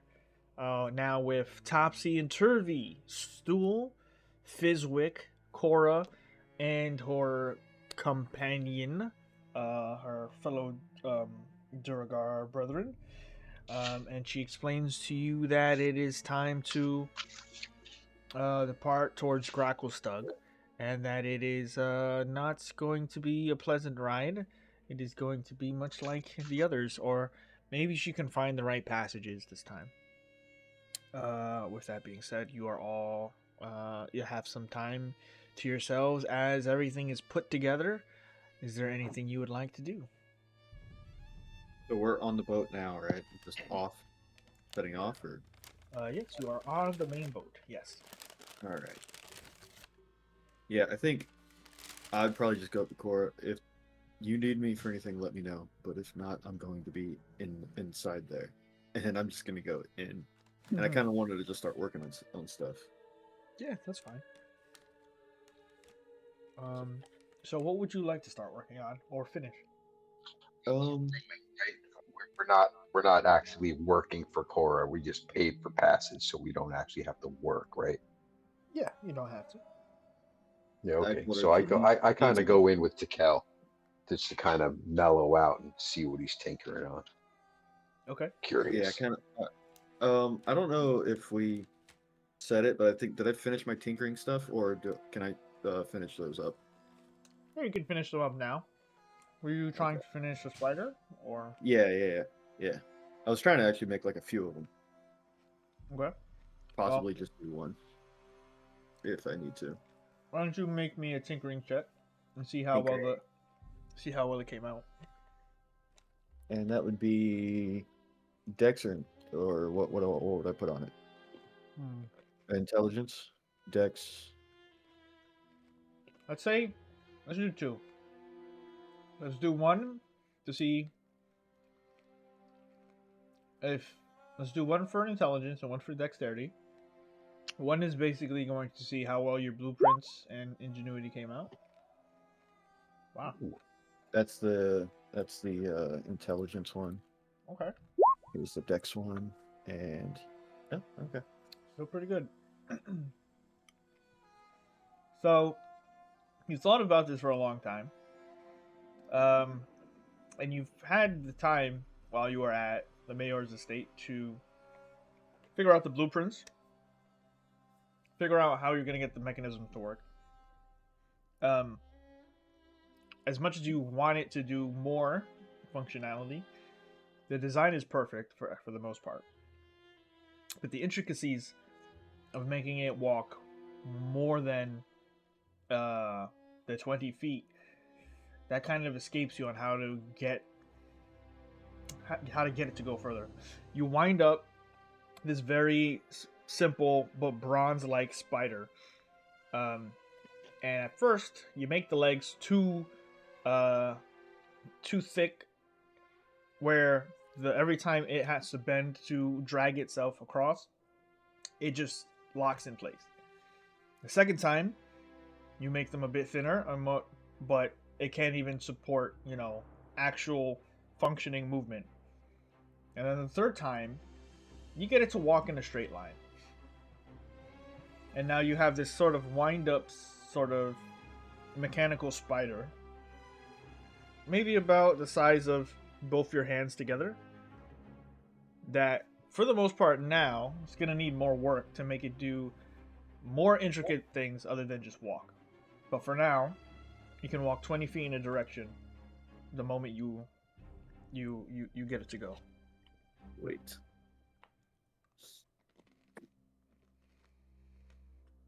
Sweet. Orgoth's looking over his shoulder at this little spider. He's like, "What the heck are you doing here?" I have plans.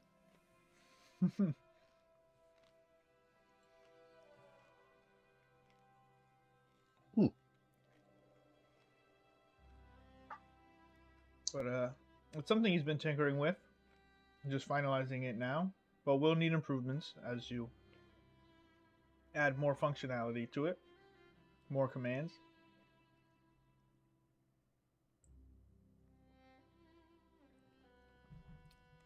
Anything else you want to try, or anybody else? I did have like one more thing I wanted to try. Yeah. Actually, I had a couple things I wanted to try, but I guess like one more right now would be fine. That's fine. The crossbow we've been talking about. I wanted to work on that. Okay. So, if you want to start that can be done over the course of the Dark Lake journey. Okay. So let's start off with your intelligence. I don't think any of this would be dexterity, so all of these checks would be intelligence. So the first one is tinkering intelligence, or yeah, tinkering. Okay.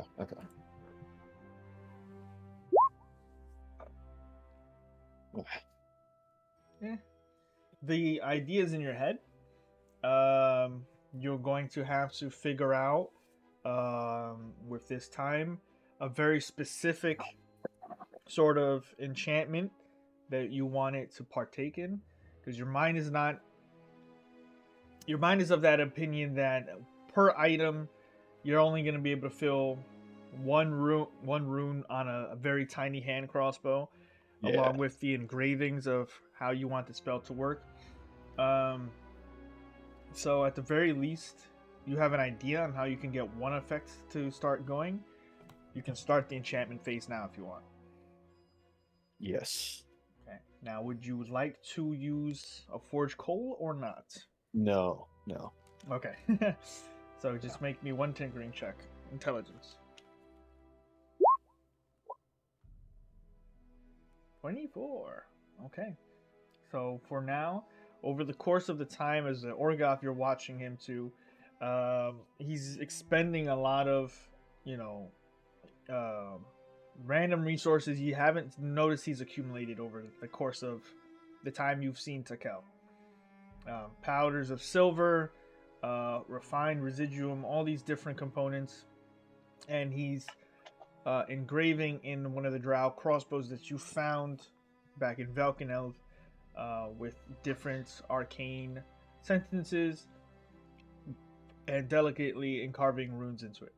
So the enchantment is not done, but it could be done very soon. I will allow you to choose if you would like to give it an elemental damage effect, or if you want to try something else. Yeah, I'll do the elemental damage effect for now, and then I'll do something else later. Okay. So what would you like it to be? Well, it's kind of been his thing, so I'm thinking lightning. Okay. Yeah. All right.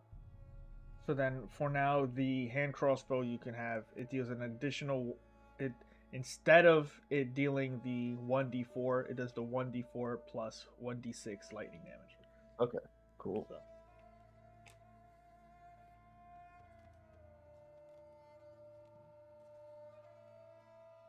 Okay. So Orgoth is watching you tinker throughout this time. The ship's sets off amidst the Dark Lake for the first time in a long time. Can I kind can I kind of flavor this a little bit? Orgoth, when he watches Tikel, it's almost like Tikel like he's not there. It's almost like he's kind of like possessed in a way, and if you like try to like say something to him or talk to him, he's like not really answering you at all. It's almost like he's just doing it subconsciously and everything, not knowing that he's doing it, kind of thing. Ray would go up Noted. to either Cora or the other Dugar if he's still around and be asking questions about Knowles. And then also when Ray finally just gives up and goes to his own place, I think I'll start with that information, try to use my disguise kit to start practicing on making myself look like a Knoll. Fucking. Okay. The biggest knoll ever. Can't beat him, join him. I did not know it was going to roll it. I just was looking at what it said on the That's fine. BVT, or the button. I was rolling over it. It's like, oh, nice. I actually have it. They would let you know. Cora would let you know that she doesn't see Knowles, if ever. Gotcha. However, her partner, describes that more specifically, if you were to encounter them, they would be, in the caverns and passages of the Underdark, rather than in the Dark Lake or in any civilized settlement. Gotcha. They wouldn't be allowed for the most part, as they are much more feral. And in most cases, so are bugbears. But Yeah. But yeah, take your time. Aurora, what would you like to do? Get in contact with the gods. Okay. Would you like to speak to your deity? Sure. Okay. Make me a wisdom check.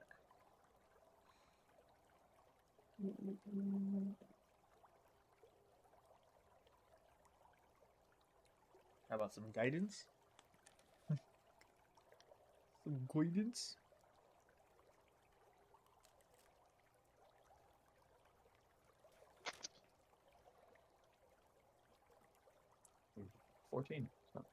No bad. You find a quiet place to make your prayer. Sweet. And takes you a while, longer than before. You try to find some comfort in the moving of the ship, the new smell of the dark lake again filling your nose, and eventually the eeriness of the caverns you are all starting to sail through. Everything fades away, and you return to the similar place that you were a couple of days ago. You find yourself in this grand sort of hallway, massive columns, many different elf-like creatures walking the halls. For a moment, you still feel that breathing, that heavy, drawn, weakened breathing within the hall. You hear a voice. How may I help you?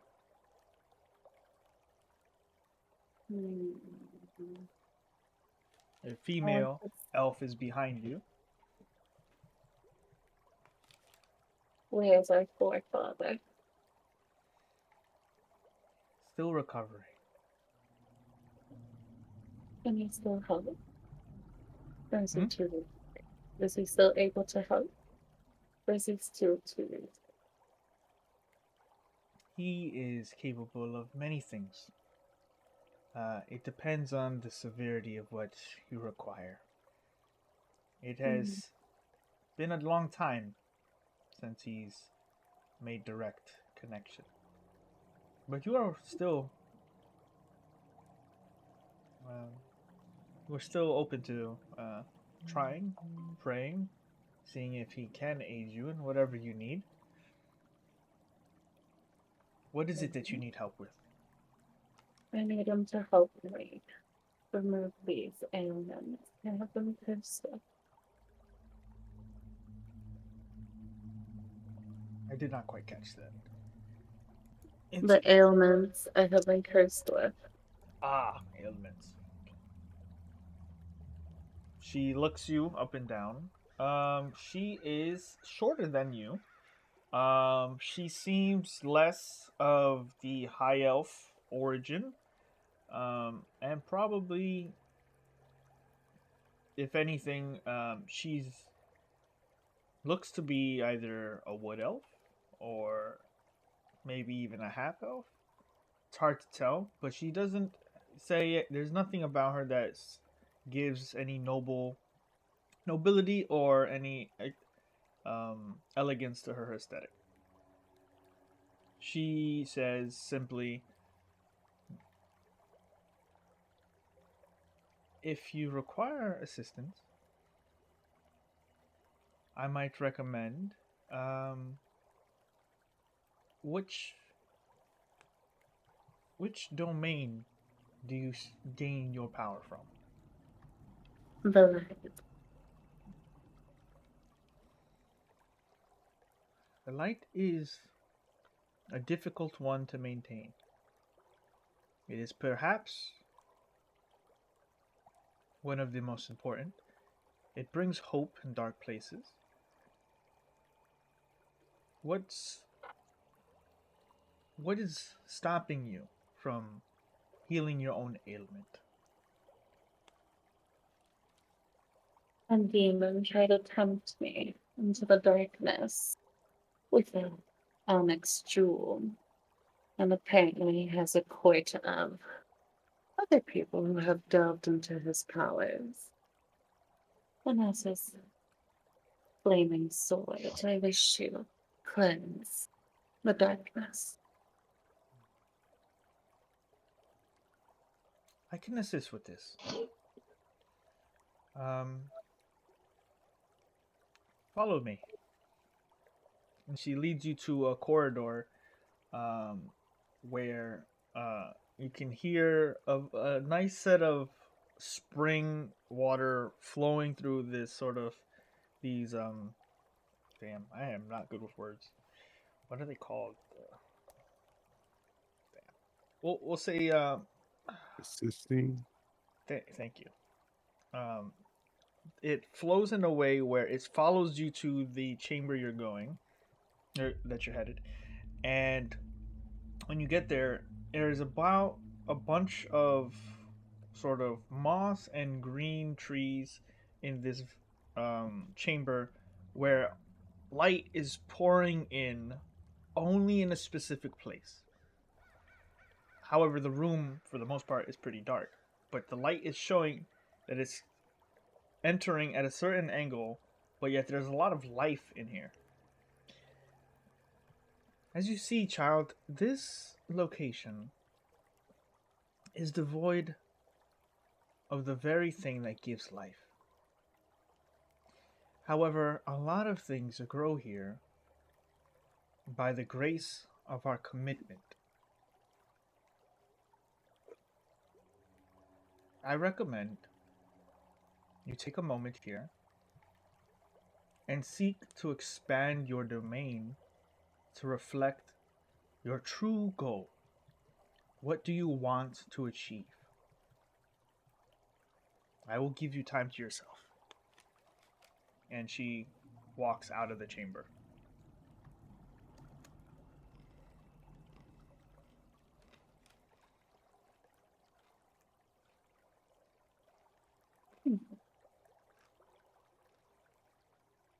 Can I cast a spell in my... Sure. What would you like to do? Cast just a spell? Well, yeah. And then I want to... The book is in there, right? The stream. The book? A brook, like a Brook? stream. Yes. Yes. Sorry. So I'm gonna cast a spell, which is... I'm gonna cast daylight. And then I'm gonna walk to the book. Okay. When you cast the spell, you see the hidden beauty in this chamber. You see lily pads and beautiful, vibrant red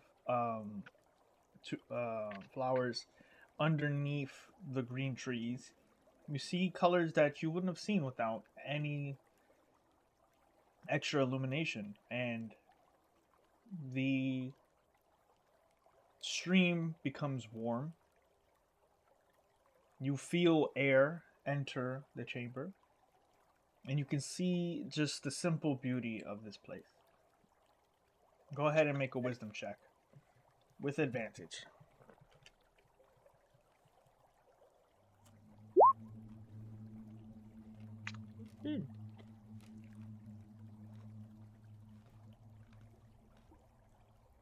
You feel breathing enter the chamber. A weakened breathing that follows you in here and sees what you are doing.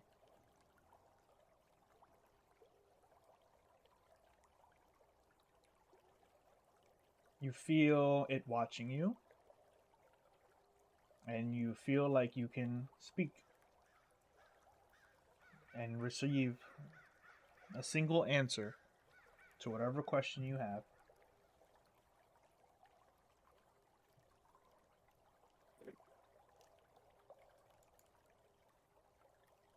Can I be the guiding light in the darkness?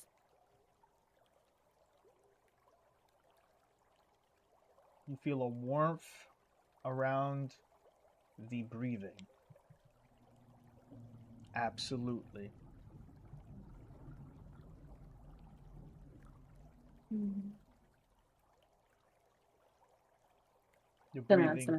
The breathing starts to fade from the room after answering the question.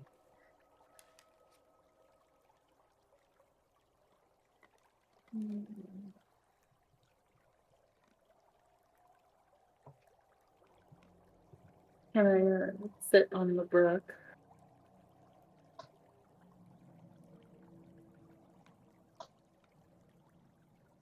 Yeah. And then I cast light in one hand. And then I'm going to scoop some of the water out of the brook.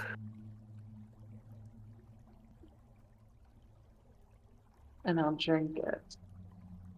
Okay. As you drink the waters, you feel a cleansing that you have never felt.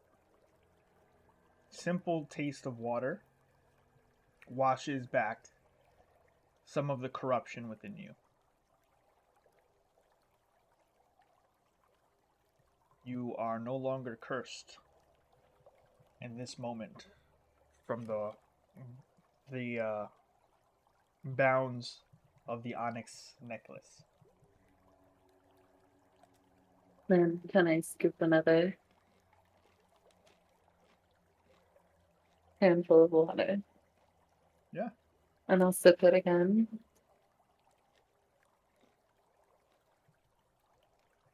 No immediate effect. But So I still have the... You do still feel a lingering curse in you. However, you do feel the shackles of the onyx amulet lift from your neck, and you no longer feel the weight of that item on you. Okay. I want to cast another bow. Oh, holy cow, let's see if this works. I'm gonna add guidance. And then I'm gonna cast remove curse.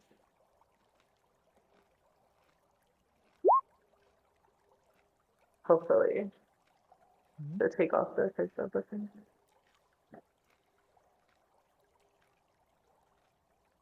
Make me a wisdom check Oh, damn. with guidance.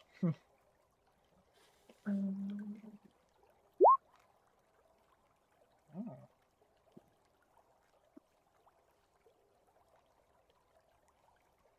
Not bad. What's the D4? Yeah. Close. Very close. You cast the remove curse spell. No immediate effect. Nothing that you feel changes.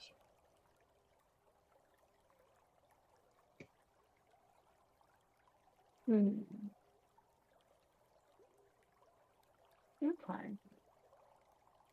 Is the presence still in the room, or is it completely gone? The presence, the breathing, that weakened, labored feeling is not in the chamber. Okay. You do notice, in the reflection of the water, however, there is a figure looking at you in the water. And then it fades. And it is only you. Can I do, what is that, investigation now? Or history? The figure looked very much like the entity that has been tempting you and no longer seems to be watching. Okay. Alright.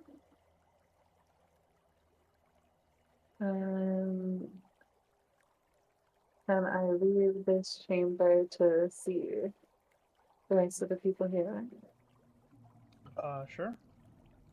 I mean, when you leave, you find that as you start to make your way through, a lot of the other people here are somewhat different clerics, past, present, and future. Some dead, some communing with the god, some here for other reasons. Nonetheless, it is a place for clerics and clerics only.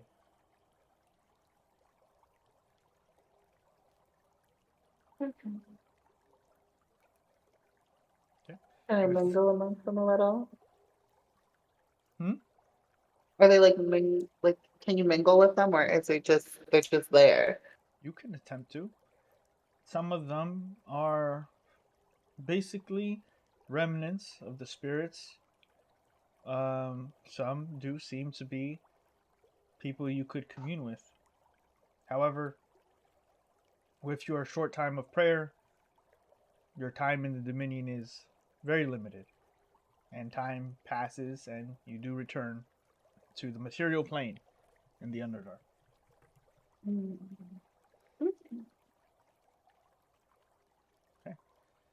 That being said, we are on the boat. It has been a day of of loose travel through the waters of the Dark Lake. It has been a day uninterrupted. Nothing dangerous has approached the boat. Every now and then, you find yourselves needing to help Cora change direction swiftly through the ever changing and very intense tides and currents. It is not a normal lake. So, with that being said, what would you all like to do? Yeah, I was gonna talk to Cora for a little bit. You may. Okay. So I just want to go up to Cora while she's steering the ship, and I'll go up just like, I really do appreciate waiting on this because you could have just left at any time. You are a literal lifesaver. Yep, I should have charged you 30. But it was worth the hassle. I got paid a little more. You all get to come with me in case I run into any dangers. And manual labor is always helpful. I know the place deals in secrets. So how would you like to have one of the biggest secrets in your back pocket that you can use at any time? She looks at you and goes, "Will it get me killed?"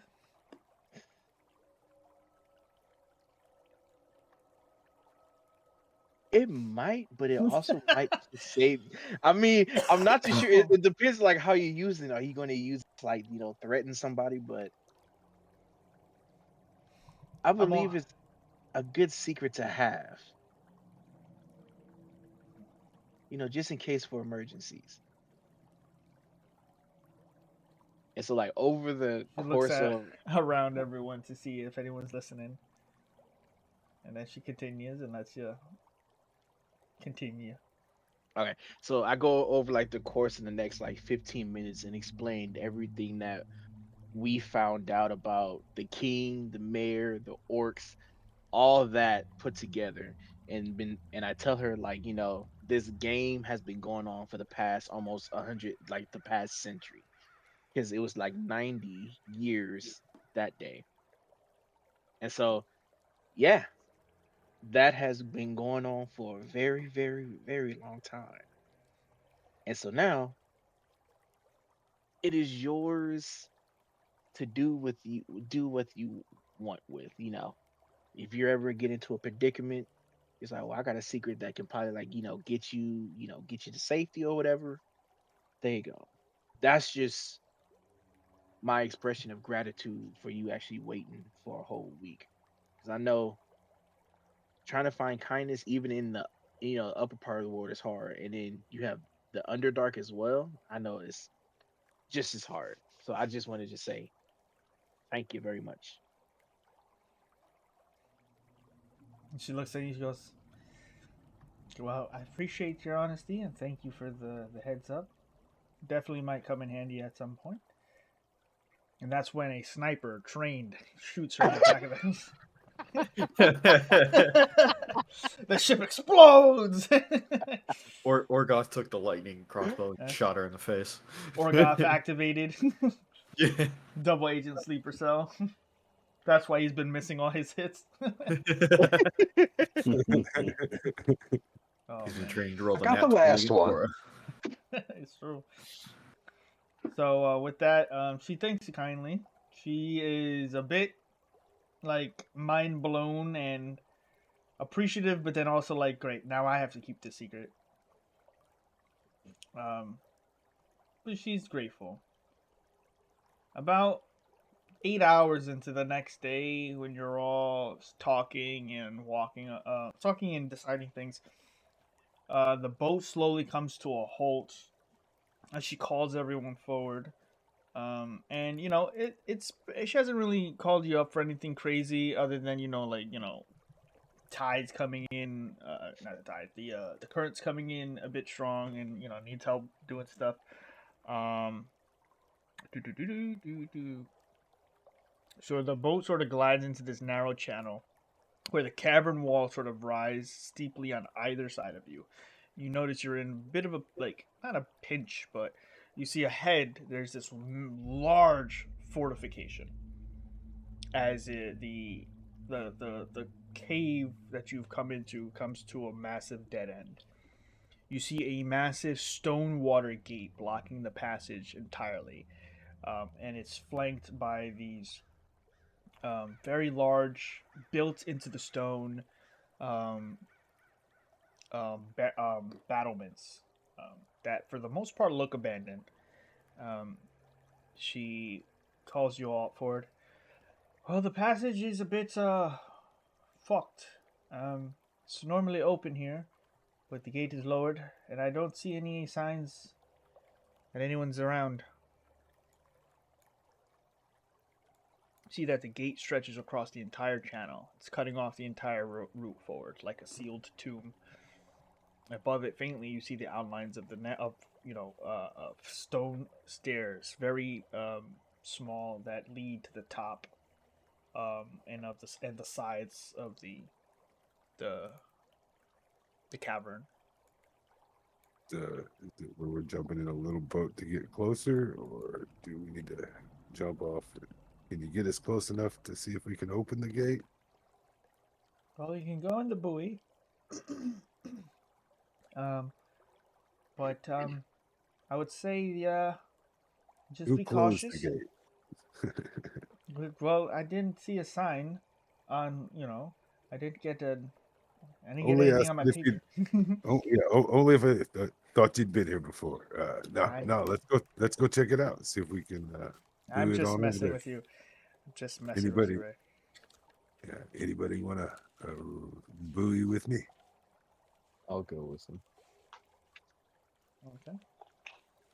So the two of you get in the little boat, and as you guys start sailing off, she goes, "Yeah, it's a Duragar. Oh, it's an old Duragar fortress, but it's been abandoned." I'm just kidding. He's just talking to everyone else. Yeah, these people are like cannibals and stuff, and they absolutely love bugbear. Right? Be careful. Be quiet about it. It's normally open, but if it's closed, it's for a good reason. Probably it's trying to keep people out. It's the quickest way to Drakelstug. I've taken it many times. And after about a few minutes of rowing over, you find yourselves on the embankment, and it looks very deserted. Uh, you see just like open crates emptied out, knocked over, torches not warm to the touch at all. Um, it is a very large fortification built into this causeway that is now just blocked by this massive iron gate, sort of portcullis. From where I'm standing, can I look up the stairs and be like, do we see any ropes or anything where we could start turning the wheel to get this thing moving? Asking Takel if he can see anything up there either. You can both make investigation checks.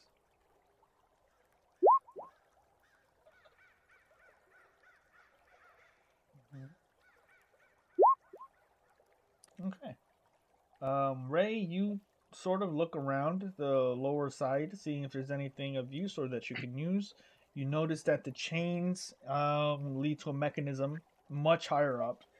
Takel, the narrow staircase leads up to more little tiny alcoves where like Durgar or anyone who built this fortress would have been sitting and keeping watch. Everything is cold chairs and old campfires. By the time you get to the top, you see that it overlooks even more of the Dark Lake. A very dark extension forward. You see a massive mechanism with different levers required to probably work it. It'll take definitely a couple of people to use. Make me intelligence check to figure it out. Hey, can you use your spider to hold one of these too? First off, Ray doesn't know about the spider. Okay. Sorry. My bad. I figured somebody would have talked about it on the boat by now. My bad. He's like precious, precious first. It's in my bag. With that, it is difficult to tell how to use it properly. It takes you a bit. The first attempt sort of feels like it's locked in place. So you try moving the lever the other way. Doesn't move. Find out after about 20 minutes of effort, some of these are broken and misused.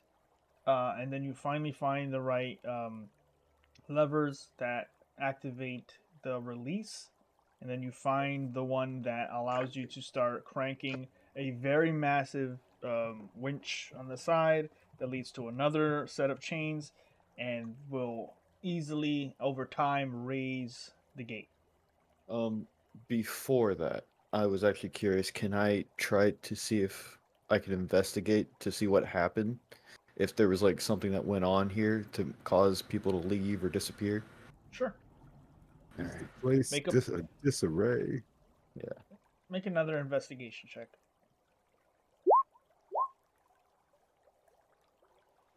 Wow. You can find out based on what's here. Everything was taken in a very obvious sort of like, we're leaving, we're abandoning this place. We are going to make sure nothing can pass through here. But we're also going to make sure nothing remains here that other people could use. There are no signs of weapons. There are no, but there are signs of weapon racks. There are campfires, but no bed rolls. There's not even crates that have anything of use. This place was abandoned with purpose rather than just attacked or anything. No signs of damage. Okay. No signs of blood, nothing like that. Can I? Would it at all be possible? Actually, you know what? Yeah, let's raise the gate. Let's raise it. Okay. Yeah. You unlock the mechanism and then set it to start unwinding. You hear the heavy chains on both sides start to grind together, making a very loud sound within the entire cavern. The water doesn't recede or anything because it's mostly like a port cutlass, but the gate starts to pull up and eventually gets to that halfway point and stops. It cranks a little bit more, and then you realize another mechanism has to be turned on the other side of the fort. You go over there, you do so. After about 45 minutes of this, you then find the proper way to get the whole gate up. And then it reaches the top, the apex, and locks in place. The passage is now free to use. All right. I think I'm probably gonna like go to Ray and just be like, we need to hurry up and get back to the boat. They ran out of here quick. They took everything, and they it's weird that they would completely abandon this place Right, on well, on purpose. If you weren't so heavy, I'd pick you up and go. But yeah, let's run. I kind of just looked down, like, did I get fat? And then just run. All the mushrooms, all Do carbs. the spells that I cast in the celestial realm, do they count as spell slots? Like when I'm back on? Oh, that was the first day. You're full. You're fine on spell slots right now. Okay. But in some of those But I don't cases, have a yes, cape. they would be used. I had a cape. I could just jump from here to the boat. It's true. Yeah. Batman cape of Featherfall would be dope, especially for a barbarian. So you look around, see if there's anything else, but you know this place is abandoned. You could take a look for anything important, but there wouldn't be much grounds for them to leave anything important without noticing. You run back down and make it to the buoy, row it back to the large boat, tie it off, and are set as Cora asks, "Did you find anything?" Yeah, the entire place was basically wiped clean. They took all the important stuff. They took weapons. They took everything. And it looked like it was kind of on purpose. Like they abandoned the place. They made it to where nobody can go through and they just left. Well, then we better hurry up and make sure whatever they're trying to keep out doesn't come back. Yeah, I say we stay on guard. Let's try to make ourselves less conspicuous. Why don't we turn off all the torches and the lanterns as best we can, keep it to dim light, and try to sail slowly. Well, fast through the gate and then slowly. Sounds good. I would like everyone to make a stealth check. Oh, damn. Stealth, baby.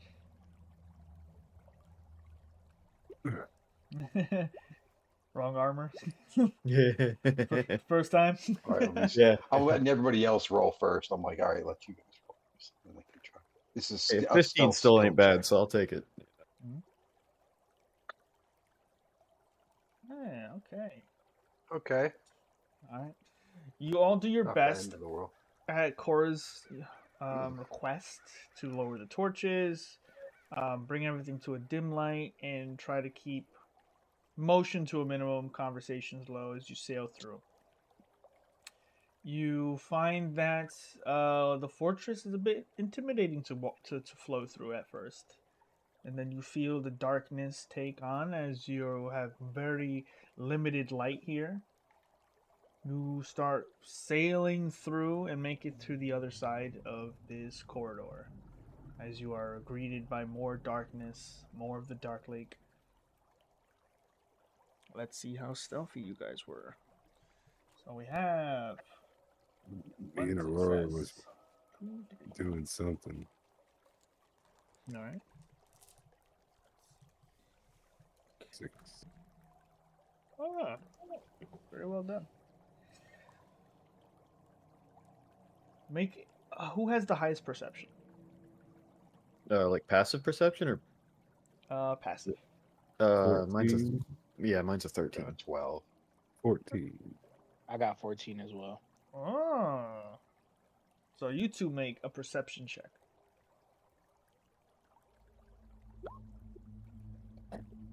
I think mine's the highest. I have 15. Passive? Yeah. Wait, Okay. yeah, passive wisdom perception, yeah. Yeah. Okay. Go ahead and make a perception check.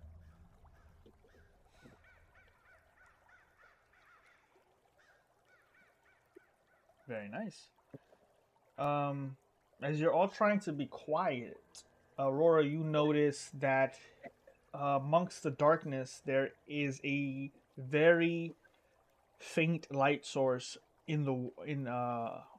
headed in your direction, but not directly at the ship, just towards this direction on the left side of the embankment. The sort of light source mirror that of your own ship, in which there are very dim sorts of torches and lanterns being lit. As you then see that there is a ship heading towards this area. I'll let everyone know. Okay.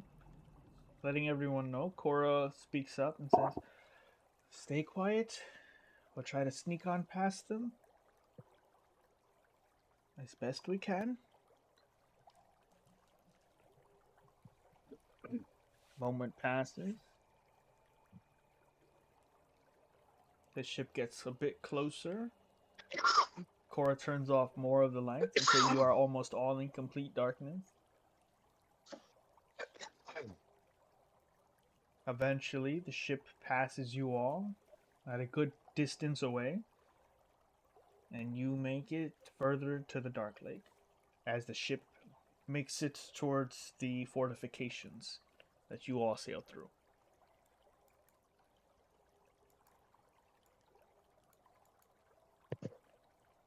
Oof.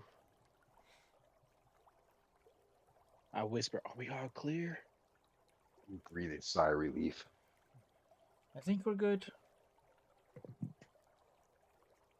All right. I'll stay on guard just in case, looking behind us to see if I see anything strange. Big spotlights pop open. You're surrounded. No, you guys make it through the encounter. They do not find you.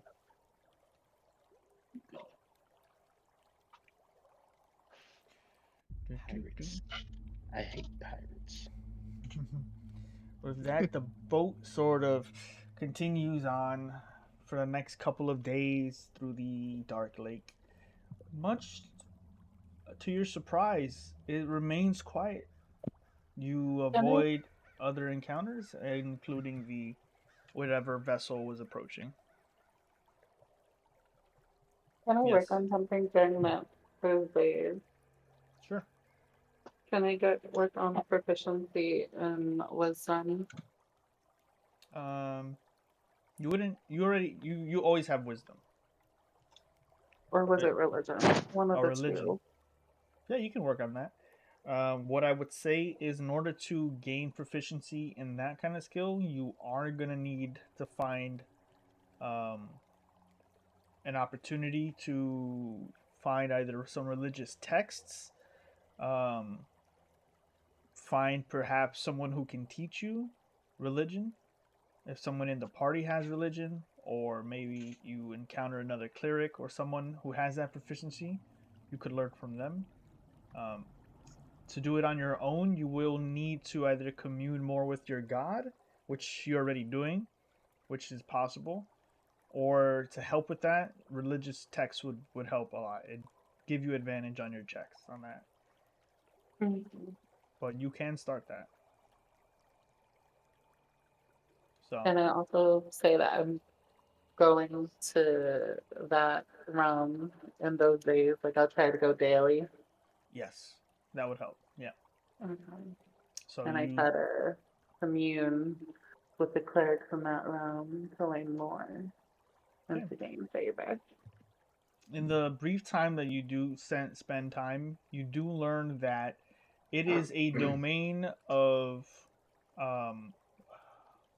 it is kind of it's a nexus point for early communions with, technically clerical domains or divinities.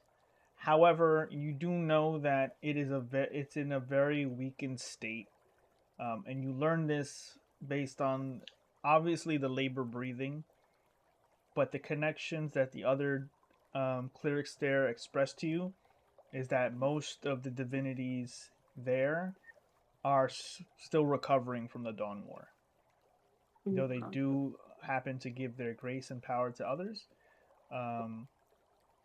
it is a place of recovery for both clerics and the divines. With that, 2 days pass. Nothing changes. You have conversations with Cora and the other Duragar, and they express different things about Gracklestug that you might have questions about. They talk about the Iron Master's authority, the Blade Bazaar, the Stone Giants Enclave, the Grey Ghosts, the Wormsmith of Gracklestug. If you hear the roaring beneath the city, that's Themberchod, the Red Dragon who rules the city's forges. There's the Thieves Guild called the Grey Ghost that runs in the shadows. Stone giants live peacefully in the city, but their presence is strange. They revere some ancient prophecies. The Blade Bazaar is where you can find the most dangerous of weapons in the Underdark. And in Gracklestug, it is ruled by the Deep King, who uses the Iron Masters to control the city. Who's telling us this? Fortune cookies. Cora? I'm glad I got all those fortune cookies. I didn't know we had Chinese takeout. That's fantastic. Yeah, I grabbed them all whenever we got out. I wish we did. Do something before the next day. Sure. Can I use the spell Sending? Sure. And I'm going to send to my parents to say that I am in the Underdark, heading towards Gracklestug. Okay. I'm alive. You can send up to 25 words. Alive. What would they call the iron? Heading Alive. towards Gracklestug. Okay. The iron what? Brother? You send the message as best you can, Aurora, with the words within your limit. There is no immediate response. Or any response thereafter. But the spell worked. As best as you can tell. And then, Orgoth, you said the Iron who? I was just curious. I can't remember. The Iron Master. The Iron Masters. The Iron Gracklestug Master. is ruled by the Deep King, and he uses the Iron Masters to control the city. Gotcha. Yep.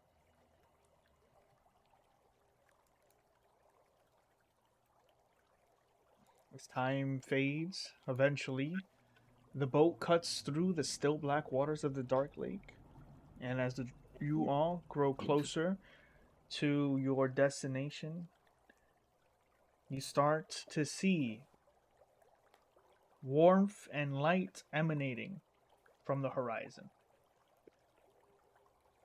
At first, it's subtle, a faint warmth in the stagnant air, but soon it becomes oppressive, a dry metallic heat that seems to cling to the skin and settle in your lungs. The darkness of the cavern ahead is interrupted by all of this light, this fiery glow on the horizon, illuminating the jagged stalagmites around the dark lake's ceilings. The faint clang of hammers is starting to come as you hear the liveliness of Gracklestug. A ceaseless rhythm that grows louder with each passing moment. You see that our chorus companion is a bit excited, and then they both look at each other a bit nervously. As Gracklestug comes into view, the city reveals itself as a sprawling expanse of stone and iron carved directly into the cavern walls. Massive chimneys rise like grotesque fingers, belching thick black smoke that forms a choking haze over the city. The glow of molten forges pours out of countless openings. You can see the steam vents, the smell of burning coal, and molten metal is overwhelming, and a sense of industry is right before you. You see the docks with ships going idle in the harbor. You see the docks, in a way,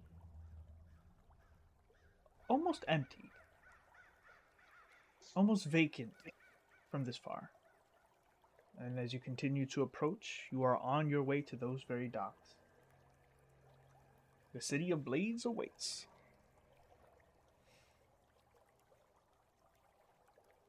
Oh, we're finally here. Getting a little seasick, but I'm good. Can't wait to touch land. Nobody else is excited except me? Orgoth is anxious. He's like, I want to get off the boat. It's forward is good. I think like as soon as like we the got sound lucky of this trip. I think like at the sound of as soon as the sound of hammers hit, like almost like forges and everything, Tekel kind of like just walked out and just walked to the edge of the ship to look. Isn't really saying anything, but he's just looking. It's a welcoming sound. It calls all to the gates of Gracklestug. I wonder what kind of wonders they have here. Slavery.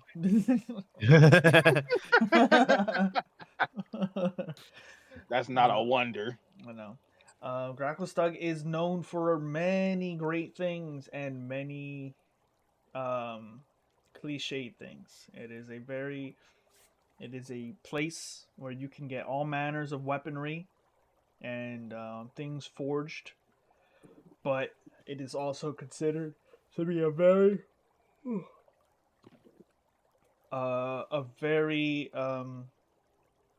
what's the word? They are very open to other Duragar, and that is all. Everyone else is an outsider. Everyone else is mistrusted.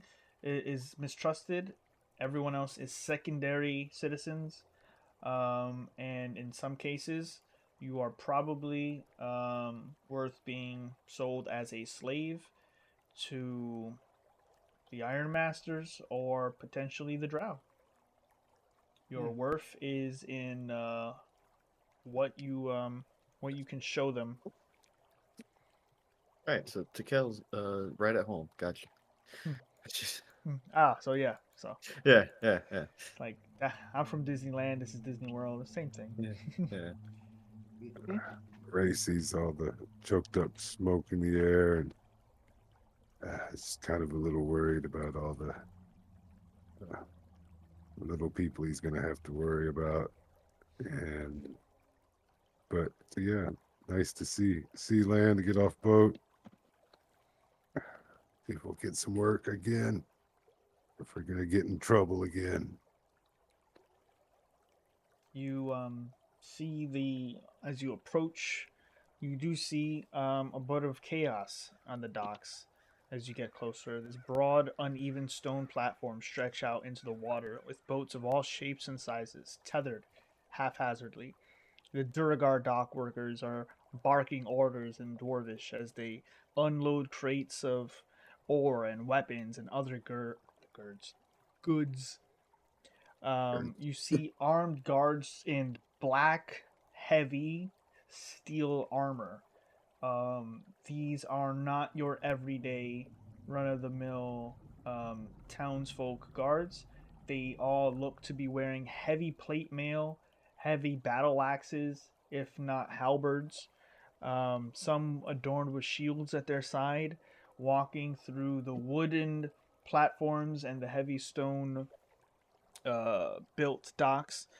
You see a faint tension of sort of suppressed violence hanging in the air, a reminder of the city's ruthlessness and control.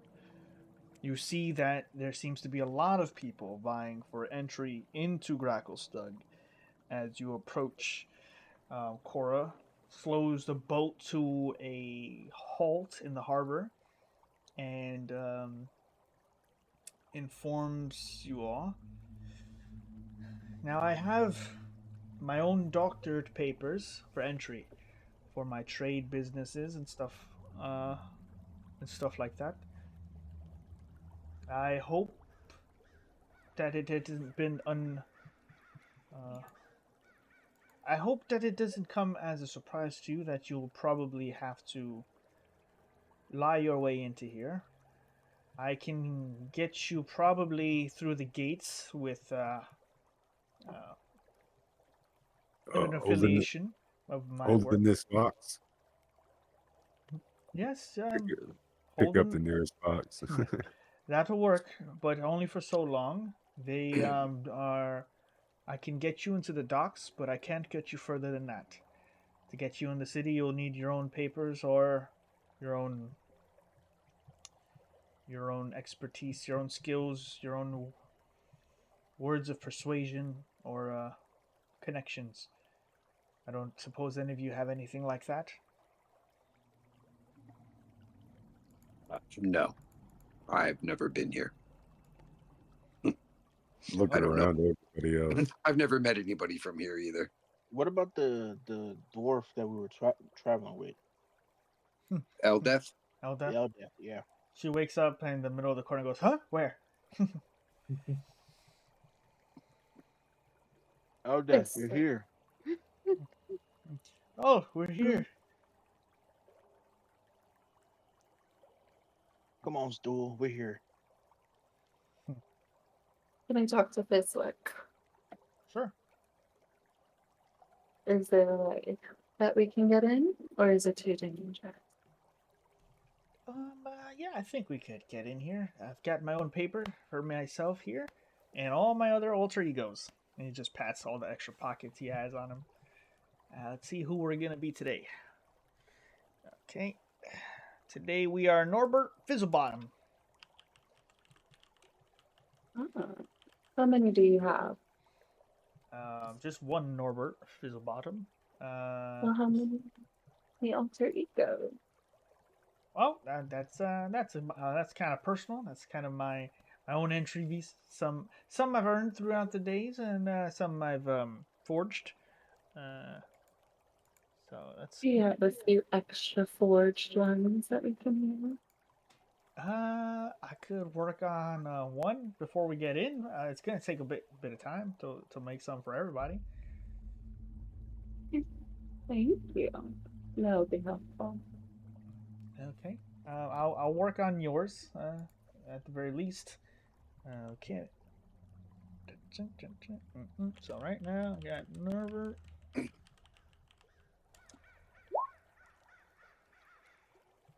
So, what would you guys like to do before you head on in? I've looked for a cloak. Is there any kind of a large cloak that he can kind of throw over himself, like a tarp or something that would look to take away from his, like just to be a little more inconspicuous? Sure. Amongst the many things that she has brought here to trade, you may grab a cloak. So I kind of, make sure my cloak is over like my armor and the shield is under the cloak, and just try to be as inconspicuous as possible as I'm walking up with, walking around these people. Because Okay. it's kind of big and these guys are all small, so it's going to be tough. Yeah, they're all like dwarfs. Yeah, so I got Ray, we got Kreth, myself. I'm like, oh God, how do you blend in? It's not going to be easy. That's the thing. You don't. Yeah, it's not going to be very blended. Yeah. So you grab a cloak. Maybe a cloak. You blend yourself in. It's a dark gray cloak that looks very weathered. Anything else? Anyone else? I'll ask Eldez, what's the best way to get in here? I mean, you're from around here, correct? She just like nods her head like he didn't just say that. She's a dwarf. They're Durgar. Yeah, I think she wants to go to the other spot, not here. Yeah, she's from Gonselgrim. She's a Jedi. They're Sith. It's like, hey, you use a lightsaber, right? Lightsaber's a lightsaber. No. How dare you? Yeah, she's from the surface, and she's a dwarf. They are they're Durgar, and they're from the Underdark. I look over at Decal, or maybe even Fizzlewick, or in Fizzlebottom now, and be all like, you want to dress me up as the clown bear? I'll just go in as a bear. I'll take my armor off again and just go in as a bear. Very skinny bear. Very humanoid bear. Well, I could be your security, Fizzwick. Well, Fizzwick has got his glasses on. He's like licking. He's got his tongue sticking out as he's like forging this document. Takes him about a couple of hours until he's done. He blows it, and he goes, "Oh, I can help all of you with a couple of things, but for now," and he blows the paper and hands it to you, Aurora. And he goes, "Well, welcome to Gracklestug, Mrs. Gwendolyn Bizzlebottom." Okay. What's my backstory, good sir? You're my mutated half sister. Oh. Well, I'm going to propose we have a family business. I mean, whatever you're interested in. A circus. A circus. Yes. Traveling circus. And we can have the little bus bear on a leash. I think we can get everyone in as a part of the troupe. Who knows? We might get money from it too, depending on how well you act. I know tricks. I know tricks. Tricks are for kids. You two have some papers. If you guys are comfortable, I mean, get your story straight now. Okay. How we all gonna get in here? One of us is gonna get snatched up. I can tell. Well, since we're coming on a boat, maybe we can pass ourselves off as traveling merchants. Some sort of a coming to the Underdark to buy goods or establish a trade or something. Some sort of papers. We don't have paperwork. That's why the circus makes sense. Guess we'll just have to buy some. Want me to ask the first person I run into, where do we buy our papers? Well, I'm gonna go in with Fizzlewick, and then I'm gonna do the smart thing. I'm gonna wait on the boat. Because splitting the party always goes well. Like, half of us don't have papers. Anything can happen. But it's like, I feel like if I'm on the boat, I'm more safe that way. because I'm not trying to enter into the city. Apocalypse now, never get off the boat. I know. Did anyone ever ask how we get papers? No. Let me ask Cora. Cora, is there a way for us to actually get papers? You can buy them at the docks. You register your business in Gracklestug, and if it's approved, they give you your identification papers and your business permits, your temporary visas for entry. Now, the ones I have will only allow us onto the docks. Like I said, you don't need papers if you're going to sneak into the city. But obviously, if you sneak into the city and are caught without papers, welcome home. Yeah. So that's not what I want. Up to you. I don't want to do that again. All right. Make an intelligence check, Takel.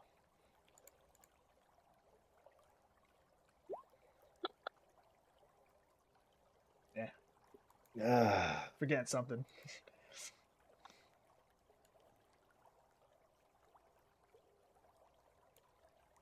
All right, guys. Looks like I'm gonna be buying papers. We never got the name of the gnome, did we? No. If Cora can direct us to somebody she might know on the docks to forge us papers, at least that can get the ball rolling. How much do you think that would cost? For a good forgery, maybe about 50 gold each.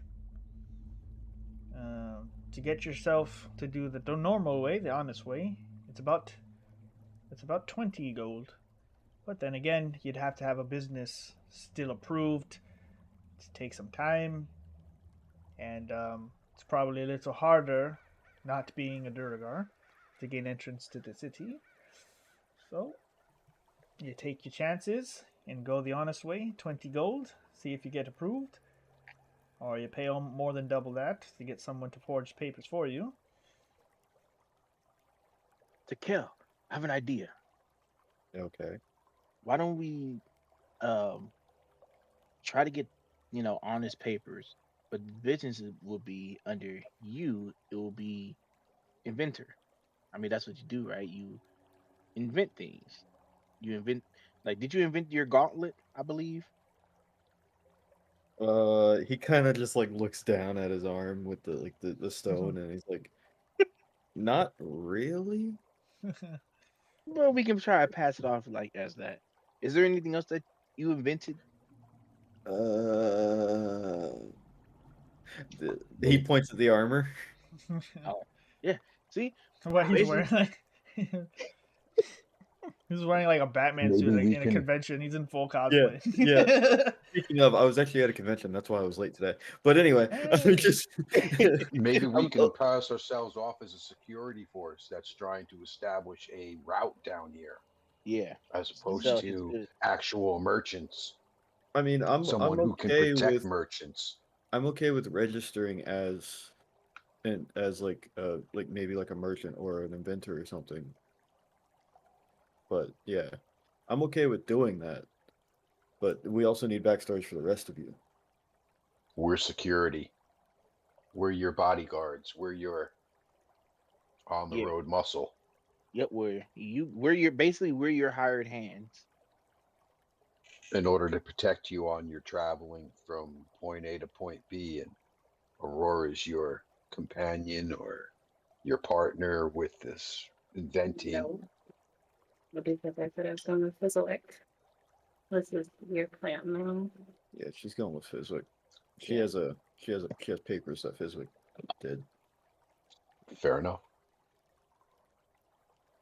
So for once in our lives, let's just do this the honest way and see what happens.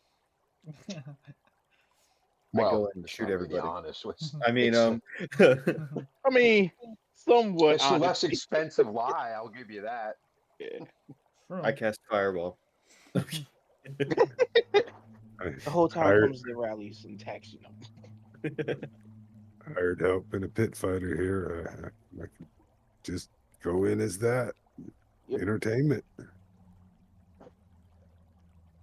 Yeah, then they might actually put you in the pit to fight. Mm-hmm. Well, he And that probably can would go like either that. way. Who the hell Yeah, knows what you're gonna? Yeah, but you don't know what you're gonna come up against. Yeah, that happens a lot. Yeah, I get it. Can I open the note I got from that gnome? Sure. It says, upon invitation, temporary visa towards the establishment in question, the Wandering Coin, located in a quieter area of Gracklestug. Oh. Known and the bottom of it is signed by Jaros Flintlock. Jaros Flintlock. There we go. Does he read that out loud? Do you read that out loud? Yeah, sure, I'll read it out loud. Well, there you go. We're invited to Gracklestug. So, well, quiet so area. Yeah. You want me to agree to some sort of fight? No, it's not a fight. It's technically a visa for all of us. Well, But isn't us the five. area that they're asking us to go a fighting type?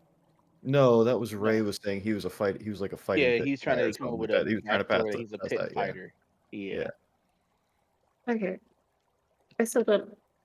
No offense, but I think the circus idea is smarter. Why would we lie about the circus when we have an actual visa to get us into the city? Yeah. All right, but what are you agreeing to get into the city with that? You don't know. We already agreed to it. We already agreed to it when we But you finally said got. that it was if we were looking for work and we wanted to do that. Well, I was a slave technically, but you have to agree to do the work.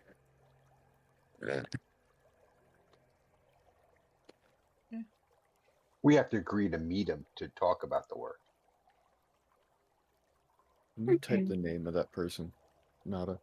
Oh, shit. Jaros Flintlock.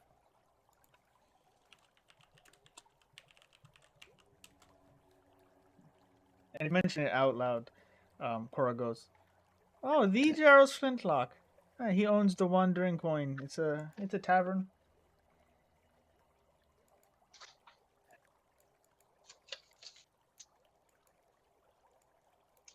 Interesting. Does anybody know Corin Blackfoot? No. No, well, it's okay. We left Well, him we back can at the house anyway. we can do this. We can do the circus thing. We can do the inventor thing. We can use this if we want to use this. So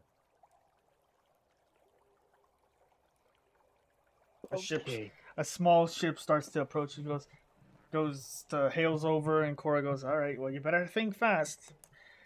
And then he goes, "What's your business? State it now.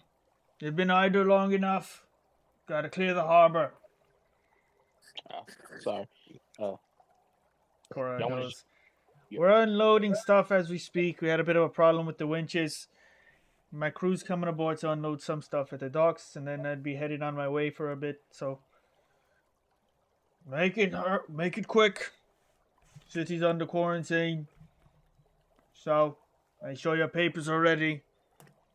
And he starts pushing the boat back, reverse rowing.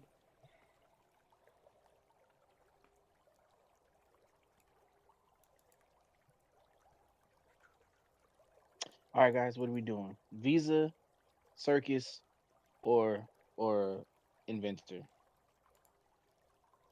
Those are our three options. the big thing I also have is Cora said that it can get us a visa to the docks. If we get a visa and everything, it'll give it. No, it's a visa past the docks. You'll get a visa past the docks. Oh, past the docks. Okay. Yeah, because remember we're trying to get into the city. She can get you to the docks. Visas can get you into the city. Okay. You Okay. have invitation on you, and Aurora and Fizwick have actual visas to go into the city. We can just or use. we can go in and apply for the visa. Or, I mean, if we have the visa for the invitation, technically we don't have to go there. We can just use the visa just to get into the city. If I'm correct. We could try it. It did say temporary visa too, so. Yeah. Temporary is, yeah. I'll still go in with the paperwork that Fizzler gave me. Okay. So, as you all continue to think, mold over it, Cora starts unloading the ship proper and bringing over into the little buoy as much of the things she's bringing in as possible. Then she starts lifting up some side panels and sneaking some stuff into those those crates under false bottoms, hidden compartments, and so on. Some of you forgot she was Too a bad there smuggler. wasn't an Orgoth-sized compartment. All right. As you say that, she brings out a coffin. A compartment with the size of the Orgoth and the exact outline of Orgoth. Yeah. Just somehow. Brings out a coffin that has like room for one body and one body under. So yeah, she starts unloading it. Some of you get into the boats and make your way to Grakustug docks. Do you want to try the invitation, or do you want to go with the story?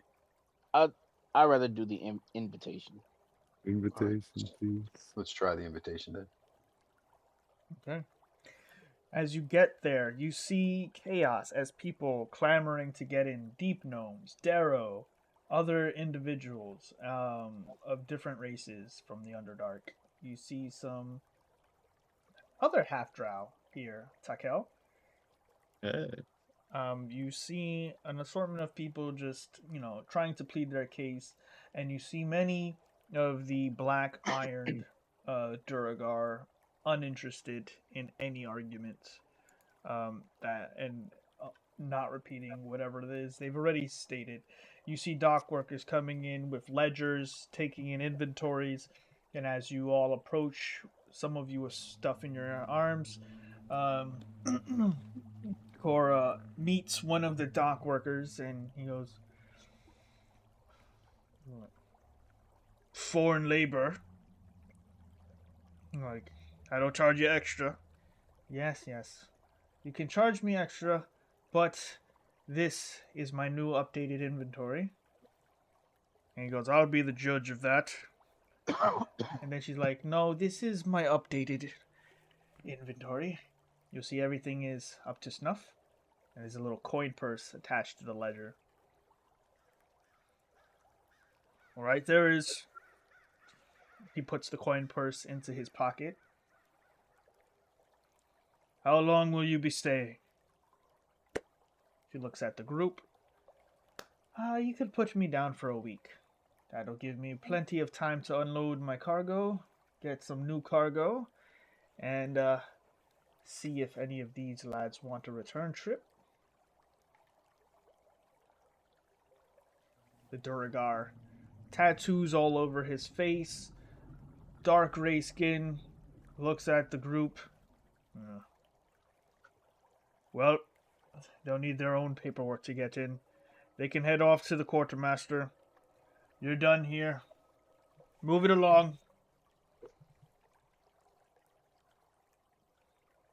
And Cora looks at all of you. You can leave everything here. Go on and do your business. I appreciate the time that we've spent together.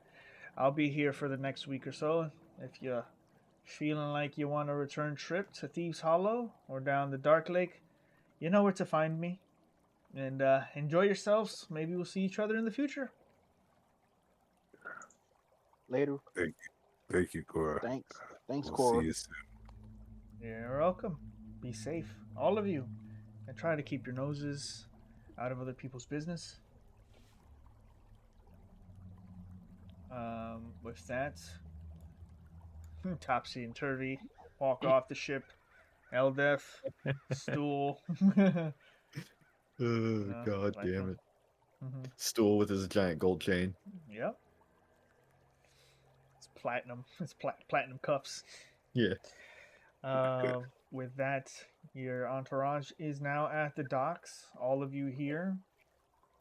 How would you like to move forward now that you are on the docks of Gracklestug, the city of blades?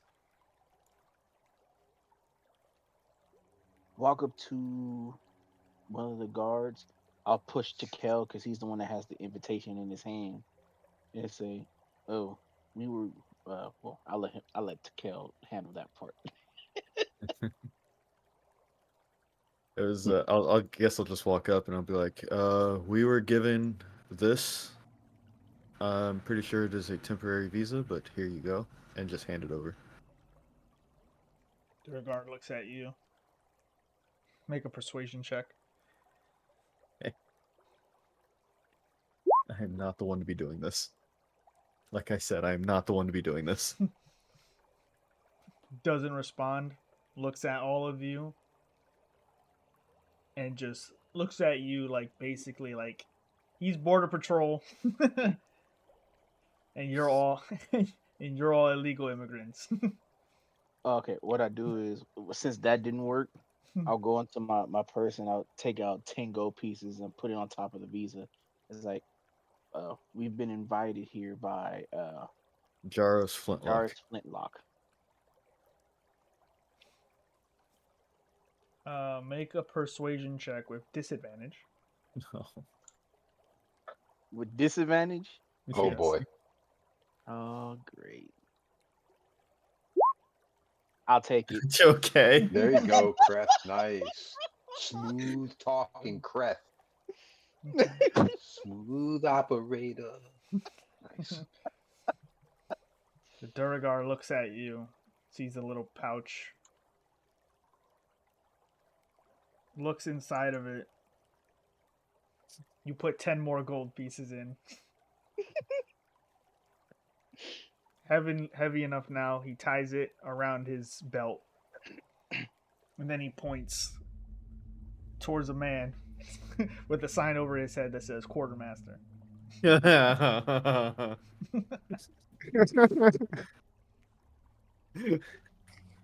what I thought was happening. Yeah. I'm just gonna look at Kreth.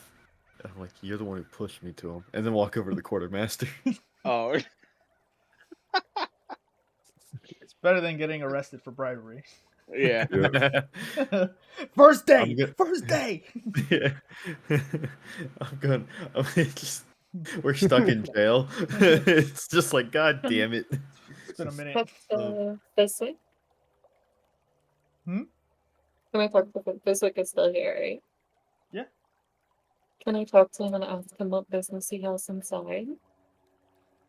Oh, some personal matters, some contracts that I some messages that need to be delivered. Whether some people want to hear them or not. So, yeah. Can I come in? For a couple of them, if you want to join me. But some of them are gonna have to be kept private. I am a man of secrecy, is what some people pay me for. But yes, it looks like your friends found the quartermaster. Walks past the guard that Krev bribed. Allegedly. Allegedly. You all make your way to the Disney World pay booth. And the Duragar looks at you. Very heavy gray beard, smoldering eyes. You guys are in line for a little bit, and then by the time you make it towards the front, you hear him speaking in Dwarvish and then switching to Undercommon, going, entry visas. I hand him the paper.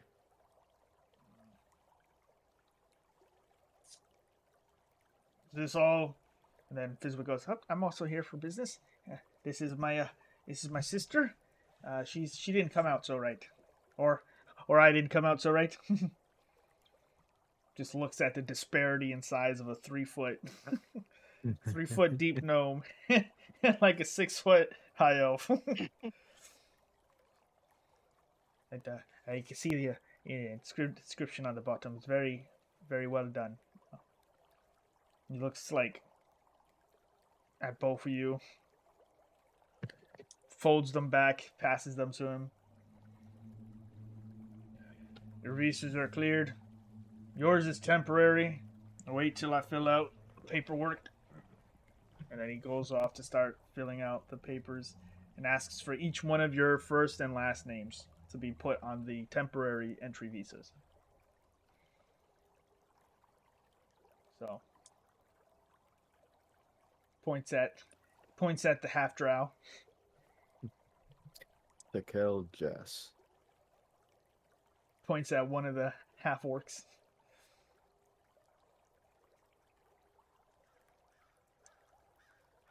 Kreth.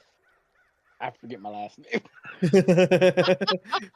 Yeah, I was shrugging. I'm like, I don't know. I don't think I have my last. Just Orgoth. Just put down Kreth T. Do you not put your last name on your character sheet? I didn't. I just have it as Kreth. Okay. So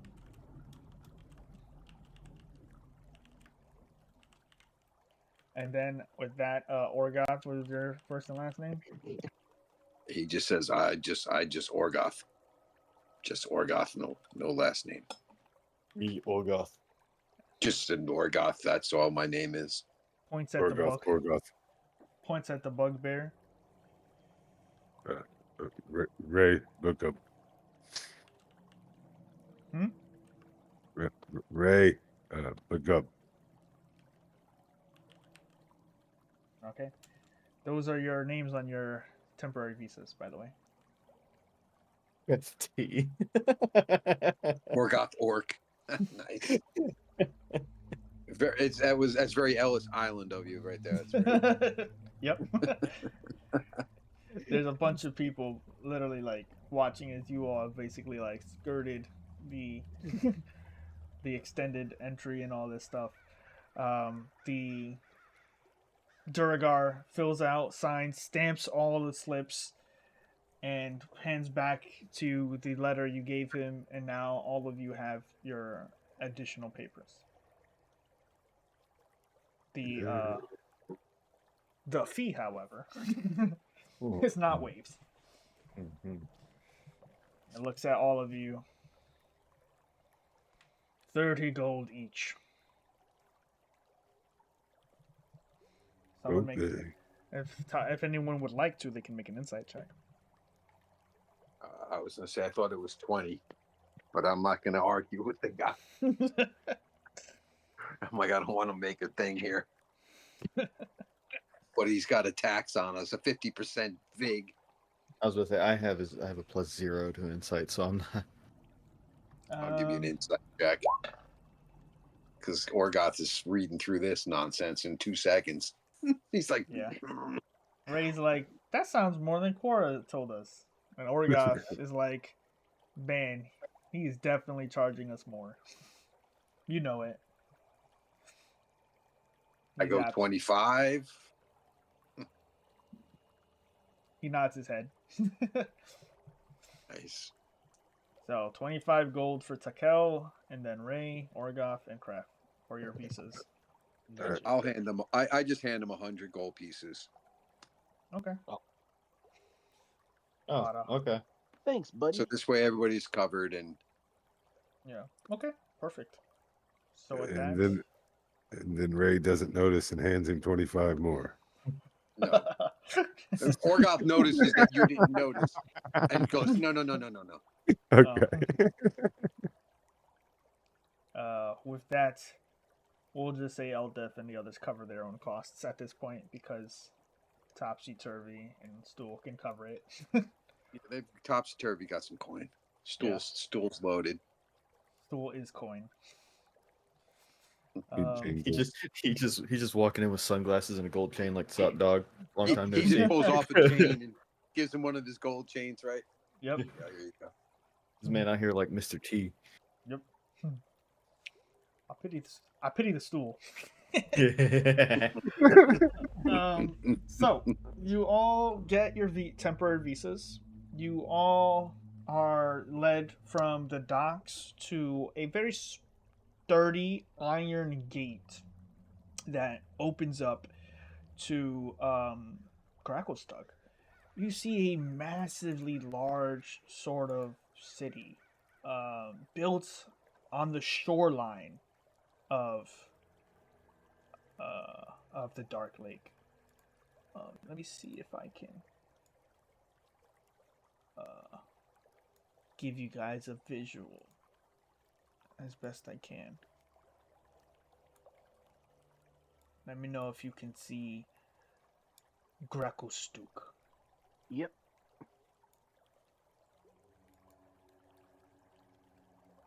Let me see if I can show the stream Gracklestug. Nice. Oh, that's pretty intense.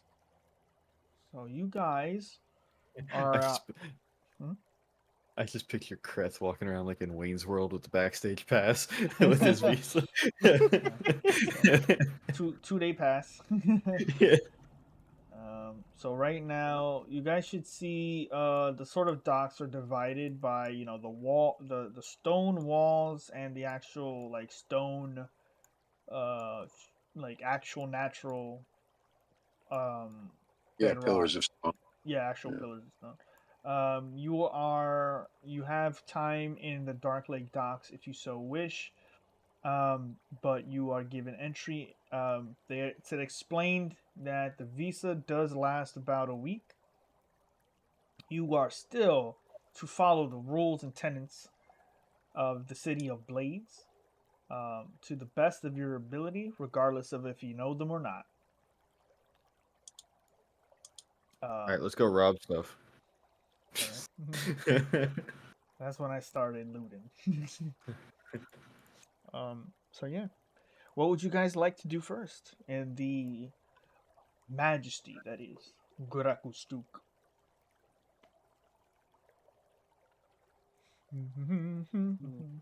Should we probably go to the tavern and check out this Jaros guy? Yeah. Okay. Yeah. I'm going with Fizzle. Yep. Okay. So yeah, I could use a drink too, but I've got to. Me and Aurora, and grabs you by the hand. We got business to take care of first, and we'll meet you there. I think that's my accent. Mm-hmm. It is. So with that, Fizwick and Aurora head off to get some odd jobs done, and the rest of the group makes their way towards the Wandering Coin. You see that there is a very vibrant feeling to Gracklestug. You see civilization is abundant here, where you see people dressed in very good normal clothes, some rich, some poor, some middle class. You can see miners coming out from mines, like with dark soot all over their face, and you see most people, though the heat is already causing most of you to sweat. If you sweat, Ray, the Through my palms and feet. yeah, right. You find yourselves looking about a Duragar functioning society here. You see you see guards. You hear them speaking in Undercommon and Dwarvish. They all give you sets of eyes and stuff like that. And ever so often, when they look a bit questioning towards you, Ray holds his visa in his hand. Like Wayne's World. Yeah. And with that, you ask for some directions. Who would like to lead the way in finding this place?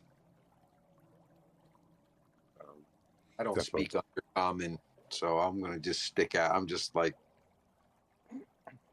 following whoever does. Yeah, I do too. So do it to kill. You can do this to kill. This is all you, man. Okay, I guess I'm leading the way. Okay. Asking an Undercommon about directions and stuff. I got your back. Any help action needed, I'm there. Can you speak Undercommon too? No, I'm just common and goblin, unfortunately. Okay. He's here in spirit. I just nod. I'm like, yeah, no, yeah, no, just no idea what you're talking about. He's just watching Crest's reaction and just shaking his head based on reaction. No. It takes a while to speak to the right people. Most people reserve themselves to speaking Dwarvish as a test of pride and stubbornness, and a reminder you are not Duragar. You do not belong here. It takes time for you to eventually find a Darrow.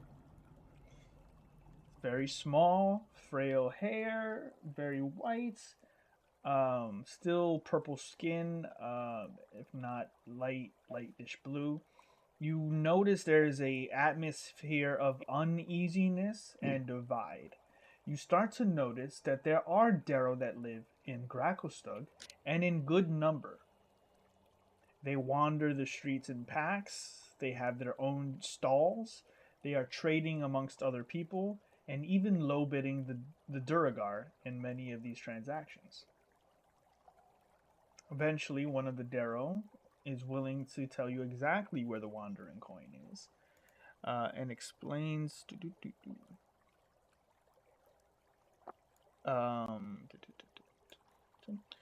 They give you the directions. It is a little bit on the opposite side of this massive chasm. I don't know if you can see the name. Can you see the name of this chasm? I can't see the name, but I can see where you're pinging. Okay, so this is called Ladagar's Furrow. Ladagar's Furrow. See, there's got to be a way I can show you the names. Hold on. I think it's on the GM layer. Yes, it is. Hold on. See this. Can you see that? Oh, cool. Yeah. Yep. Okay. Let me fix it. Okay. So on the other side of Ladagar's Furrow, there is this is technically the Duragar side. No one else around is allowed on this side unless you are Duragar. But that is where the Wandering Coin is. Let me see. You find the place. Sorry, trying to get this. You find this place to be a bit different. It is open to all races. The walls are adorned as you approach in the typical gray stone that you see built in other places. There's a large sign that is a bit larger than the others, with a picture of a coin falling down a set of stairs. You see that there are Darrow smoking on the outside. You see deep gnomes heading inside. You feel a sense of joy and music coming from this establishment, unlike the other places around here. The air is filled with conversation as you all approach and enter. You see the walls adorned with oddities and trinkets from across the Underdark, little trophies of different creatures, of hook horrors and what is it called? Gibbering mouthers. Different creatures that you're like, oh, that's what it would look like? Different dangerous creatures that have been felled and brought up as trophies. You see weird things that are trophies, like a random hat that looks like, a sort of Western cowboy hat. You see a bunch of different things here. And eventually you are greeted by the raucous and the singing and the feel of a tavern.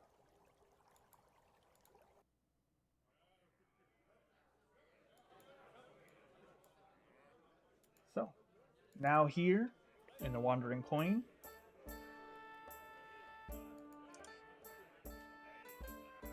what would you like to do?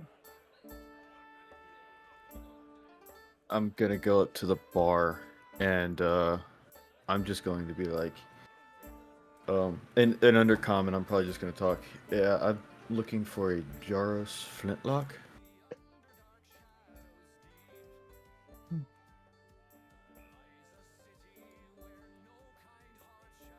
So I'm trying to lower all the music so I can. Oh, you're good. So it's only ambiance.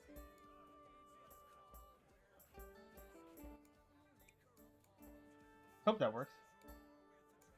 Hope that's not too annoying. No, it's fine with me.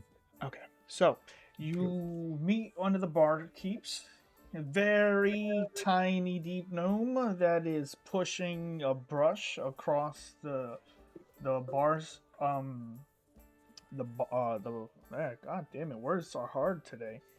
Against the bar, cleaning it up, and you see that it is a big place. 2 floors, and you hear him talk back.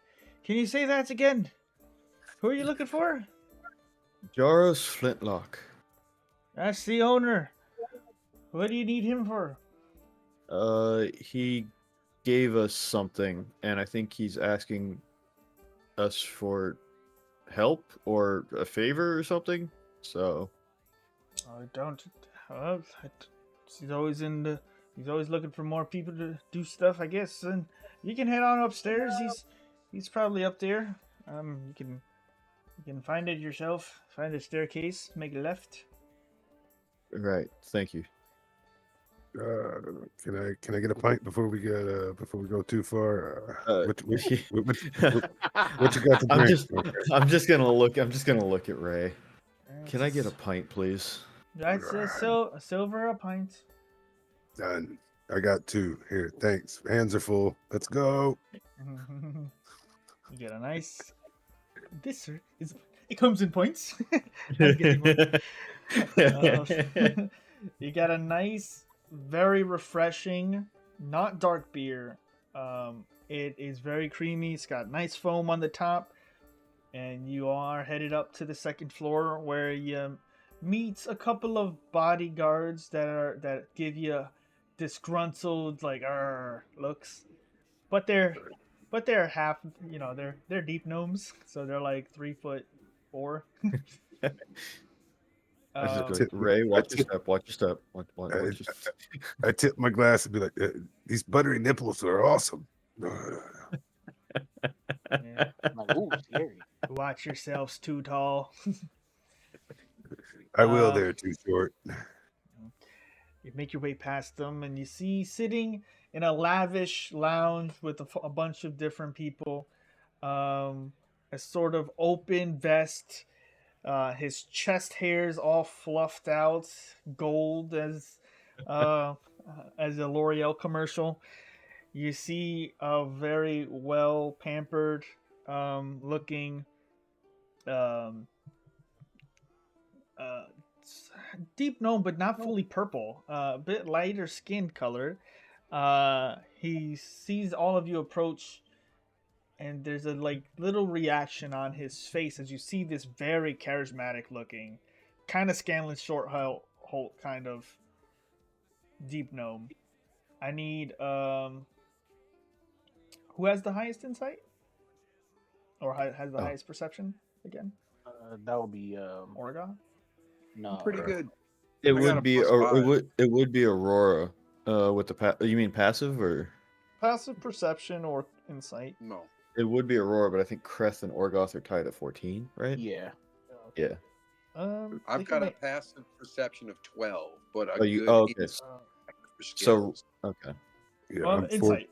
Make an insight. Yeah, insight's not very good. Yeah, mine's a 0. I'm not doing that. Yeah. All right. Well, I'll roll for insight. Oh boy, shouldn't have. I take it back. You rolled 2 insights. Oh no. That was the from one before. previous. That was from before. Okay. Yeah. Yeah.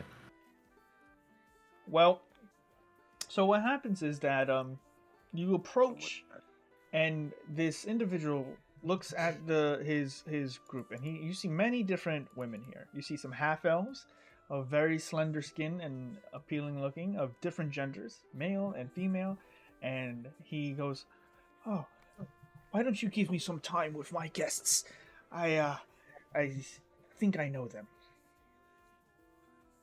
And from the very plump cushions in this sort of half oval like booth that he's sitting in, very lavish, you see half elves and other figures leaving and walking past you in fine looking clothes.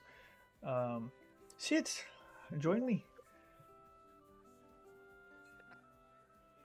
Alrighty. Is he talking in common so all of us can understand, or am I Yep. having to translate all this? Okay. No, he's speaking in common. I take a seat. Thank you. Thanks for paying our way out, man. We thought we were trapped. Oh, everyone's needed a helping hand every now and then.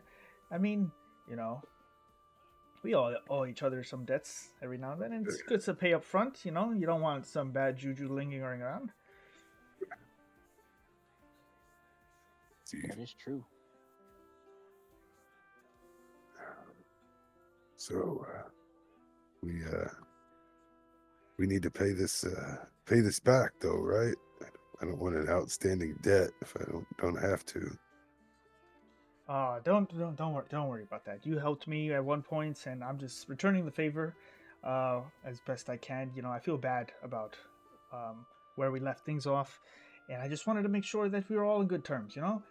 Wait, okay, so hold on. See, this is where I'm getting lost. Because you said we helped you previously, but I don't have the slightest inclination Recollection of or what? recollection of what we did. What do you mean you don't? You don't remember? Oh, and he has this recollection in his head. Oh, I'm sorry. Listen, my friends, I thought you realized it when you first saw me, and then I completely forgot. And if you don't recall, I'm sorry. Please keep in mind, and he like snaps his fingers. And he's the king. No. Bruh, I would be so mad. I was like, wait a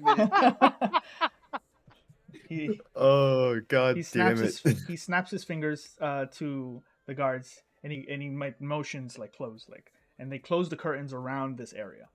And he goes, "I'm so sorry, my friends. Listen, I get you don't realize it now, but remember this before I reveal anything to you.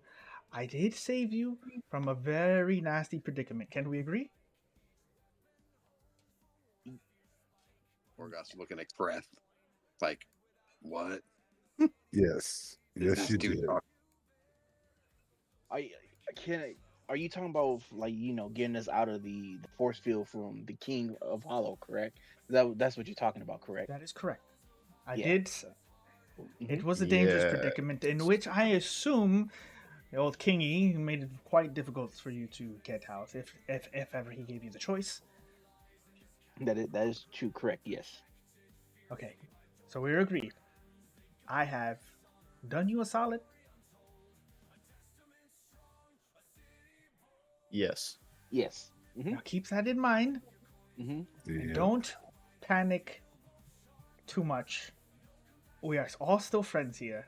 I told you the next time we met, you might not even realize that it was me.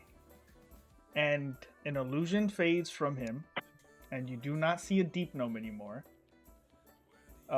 In the sense that you saw, in the sense of the figure you saw before. You do see a figure that you all recognize immediately. Oh my god. Jim Jar! And you see Jim Jar. Oh my god.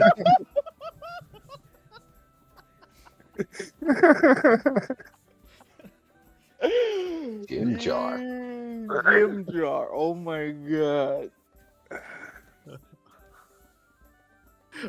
Fucking hell. God damn it. Oh, bruh. FTC, it's good to see you again. Bruh. I think I'm just gonna be like, what happened? You left us. Yeah. No. Listen, it's nice to see you too, Ray. Now that's the thing. You took too long. You're a bit indecisive, and I was, Jim Jar. He's a good gambler. Maybe I don't always win, but I sure as hell don't always lose either. And odds were you were gonna be too indecisive, and Jim Jar was going to be a prisoner for a little bit longer than he needed. I had a lot of business to get to, so welcome to Gracklestug. How did you end up here? Oh, well, this and that. I know my ways around the Underdark. I've lived here my whole life, if you haven't realized it. I'm the owner of such establishment, and have been for a great many times. Many long decades. You know what? I'm done asking questions. Yeah. I'm just... Alright. Yeah, it's Jim Jar. Cool. Alright. Awesome. Cool. Awesome. Good. And now with that, I would like to say I appreciate you all coming here as fast as you could too, because I'm not asking for you to turn into debt. I do have a small job potentially for you if you're interested. Could help you out on getting back to the surface if you're interested. But I just have to ask, how do you feel about dragons? And with that, we're going to end our session tonight. Nani? So, thanks for watching the stream, everyone. We're going to cut it short here today because everything ended in a pretty satisfying way for me. Yes, it was awesome. We'll see you next week. Jim Jar! Oh my god. So we'll see you next week. Thanks for watching, and we are back on track. We are now in chapter 3 of our Out of the Abyss campaign. We are finally in Gracklestug. We are done with these hollow. We are done with the nitty-gritty. We know how to play the game, and we have a long campaign to do. So okay, my last thing is, when did we get separated from Jim Jar? Jim Jar. Was it when, like, you can find out at youtube.com/Mada Zitro. I know, right? Remember whenever we were